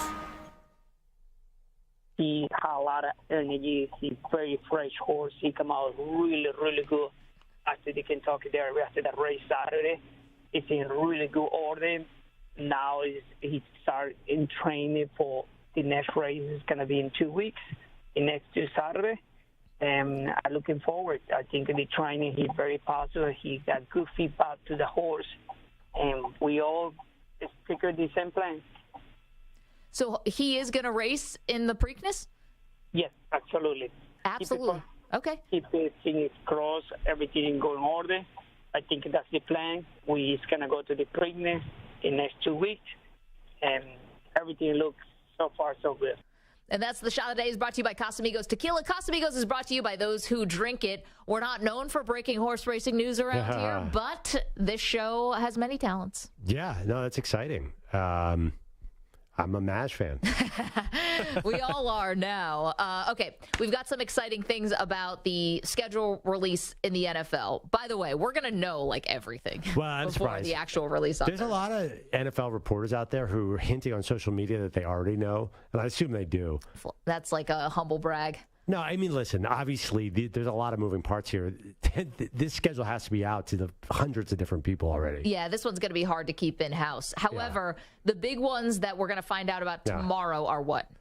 Well, so tomorrow they're announcing the Black Friday game on Amazon, and they're announcing the international games, which they already, I think, announced who's going internationally. Yeah, Kansas City is one of them, right? Germany, right. Yeah. But the big game, to me, it's the Black Friday game, which will be the first ever on Amazon, and the opener, which we will know by showtime tomorrow, I imagine. So real quick on the opener, the Chiefs' home opponents. Tell me who you would pick. Buffalo, Cincinnati, Philadelphia Eagles, or a divisional rival like the Raiders or Chargers. So I would save Buffalo, Cincinnati, and Philly for another time. Because if I'm the NFL, I know I'm getting a huge audience for the opener. Right. So I think, to me, the Chargers always play Kansas City really tough. I know that they're not I in the Super Bowl odds, but Justin Herbert is still a draw. I think I'm going Kansas City and the LA Chargers. What about you? I think it's such a showcase game that you got to go with one of the higher end games. I would do the Bengals. I think just sort of the AFC Championship game rematch. Well, you have a choice: a Super Bowl rematch or the AFC Championship game rematch. For some reason, I think Fox or CBS or somebody's going to try and claim that Eagles-Chiefs game. And they don't seem to do that.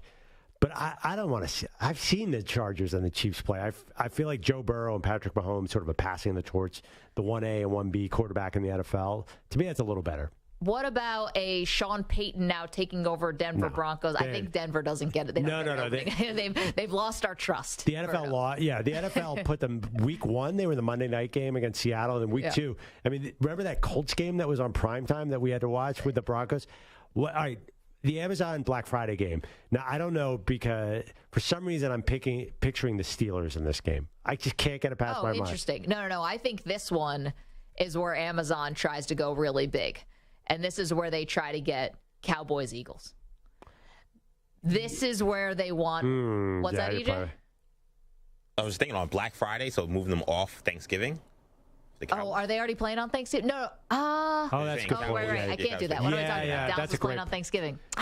Foiled. So you got Dallas and Detroit. Dallas has to play back-to-back games. They have to play 2 games in 48 hours. All right. I don't know why. I feel like a Black Friday, the Steelers are kind of like one of the legendary teams. Maybe they're not good enough. Maybe you put the Chiefs. Maybe that's when you give your Chiefs-Chargers game. Oh, man. I really thought I had something with the Cowboys. I didn't realize Black Friday's the day after Thanksgiving. Great, EJ. Way to ruin the bit, dude. Thanks, dude. I am such a moron. Well, I said it off mic. I know, but I heard you. I could hear you through the glass. Okay. Yeah, this is the one I've actually read. Right about the Steelers. I'll tell you one. Everyone has been talking about. What about the Raiders Steelers for Black Friday? Because of course it's two teams that have black in their uniform colors, and that's where people are going. That'll be a great. Stu, no offense, but the Raiders even in it still up by Black Friday? No, they are not. Jimmy G would have missed like half the season by then. Yeah. But if you're going on NFL history and legacy, you can't do any better than the Steelers and the Raiders. So last year on Christmas, didn't the Dolphins get a Christmas game? I think they did because I think Tua got hurt in that game. We didn't know he was hurt, and he played a really bad second half, and it was like, what happened to Tua? Packers. They played the Packers Yeah, they on played Christmas. the Packers. Yeah. Packers could also be a Christmas day. I have a terrible history. My in-laws do not get the NFL Network, and I always miss one game around Christmas. It drives me crazy. Why don't you just get NFL Network for them? Like, can you just... No, because you got to get this whole sports tier there in suburban Boston. It's like $90 a month to add NFL Network. Just for that one game. And also... the Jets... Craig's in the chat saying Kenny and the Jets. It's going to be Aaron Rodgers is probably on that Black Friday game. Yeah, that could be. They're definitely going to get a lot. Are Jets and is the AFC East playing the AFC North this year? I don't think so. Let's see. AFC East versus NFC East. Right. So you could do Jets, Giants. Oh, that's interesting, but that's so one market. Right. You could do. It also could be a terrible. What about Jets game. Eagles? Jets Eagles sounds like a preseason matchup. I don't know. Well, not now. I mean, with Rodgers, it might have been. They do play every year preseason. Yeah, that's true. Okay. Oh, the Jets play the Cowboys. There you go. But no, the Cowboys are playing Thanks, on Thanksgiving. The Jets. You could do the Jets Dolphins. That'd be good. Jets Dolphins could also be good. They play the Chargers. Chiefs. They do play the Eagles. Jets Chiefs. Jets Bills be fine. Those teams are again though. It's so regional. I feel like you're so northeast there. Don't you have to move it around a little bit? I don't. I'm not sure that the national ratings go according to where they are. Yeah, By the because way, isn't the highest rated game every year the Giants Cowboys? Kudos to Amazon keeping us home on Black Friday. I mean, if you thought you were going to go out and go shopping, now you're going to be home watching football. Thank you, Stu Kovacs. Thank you, DJ Stewart. Thank you to Kenny the Jet Smith, who joined us, to Javier Castellano, the Kentucky Derby winning jockey, who joined us, the Weedos, the Purple Drinkers in the chats. We appreciate you. We'll see you tomorrow.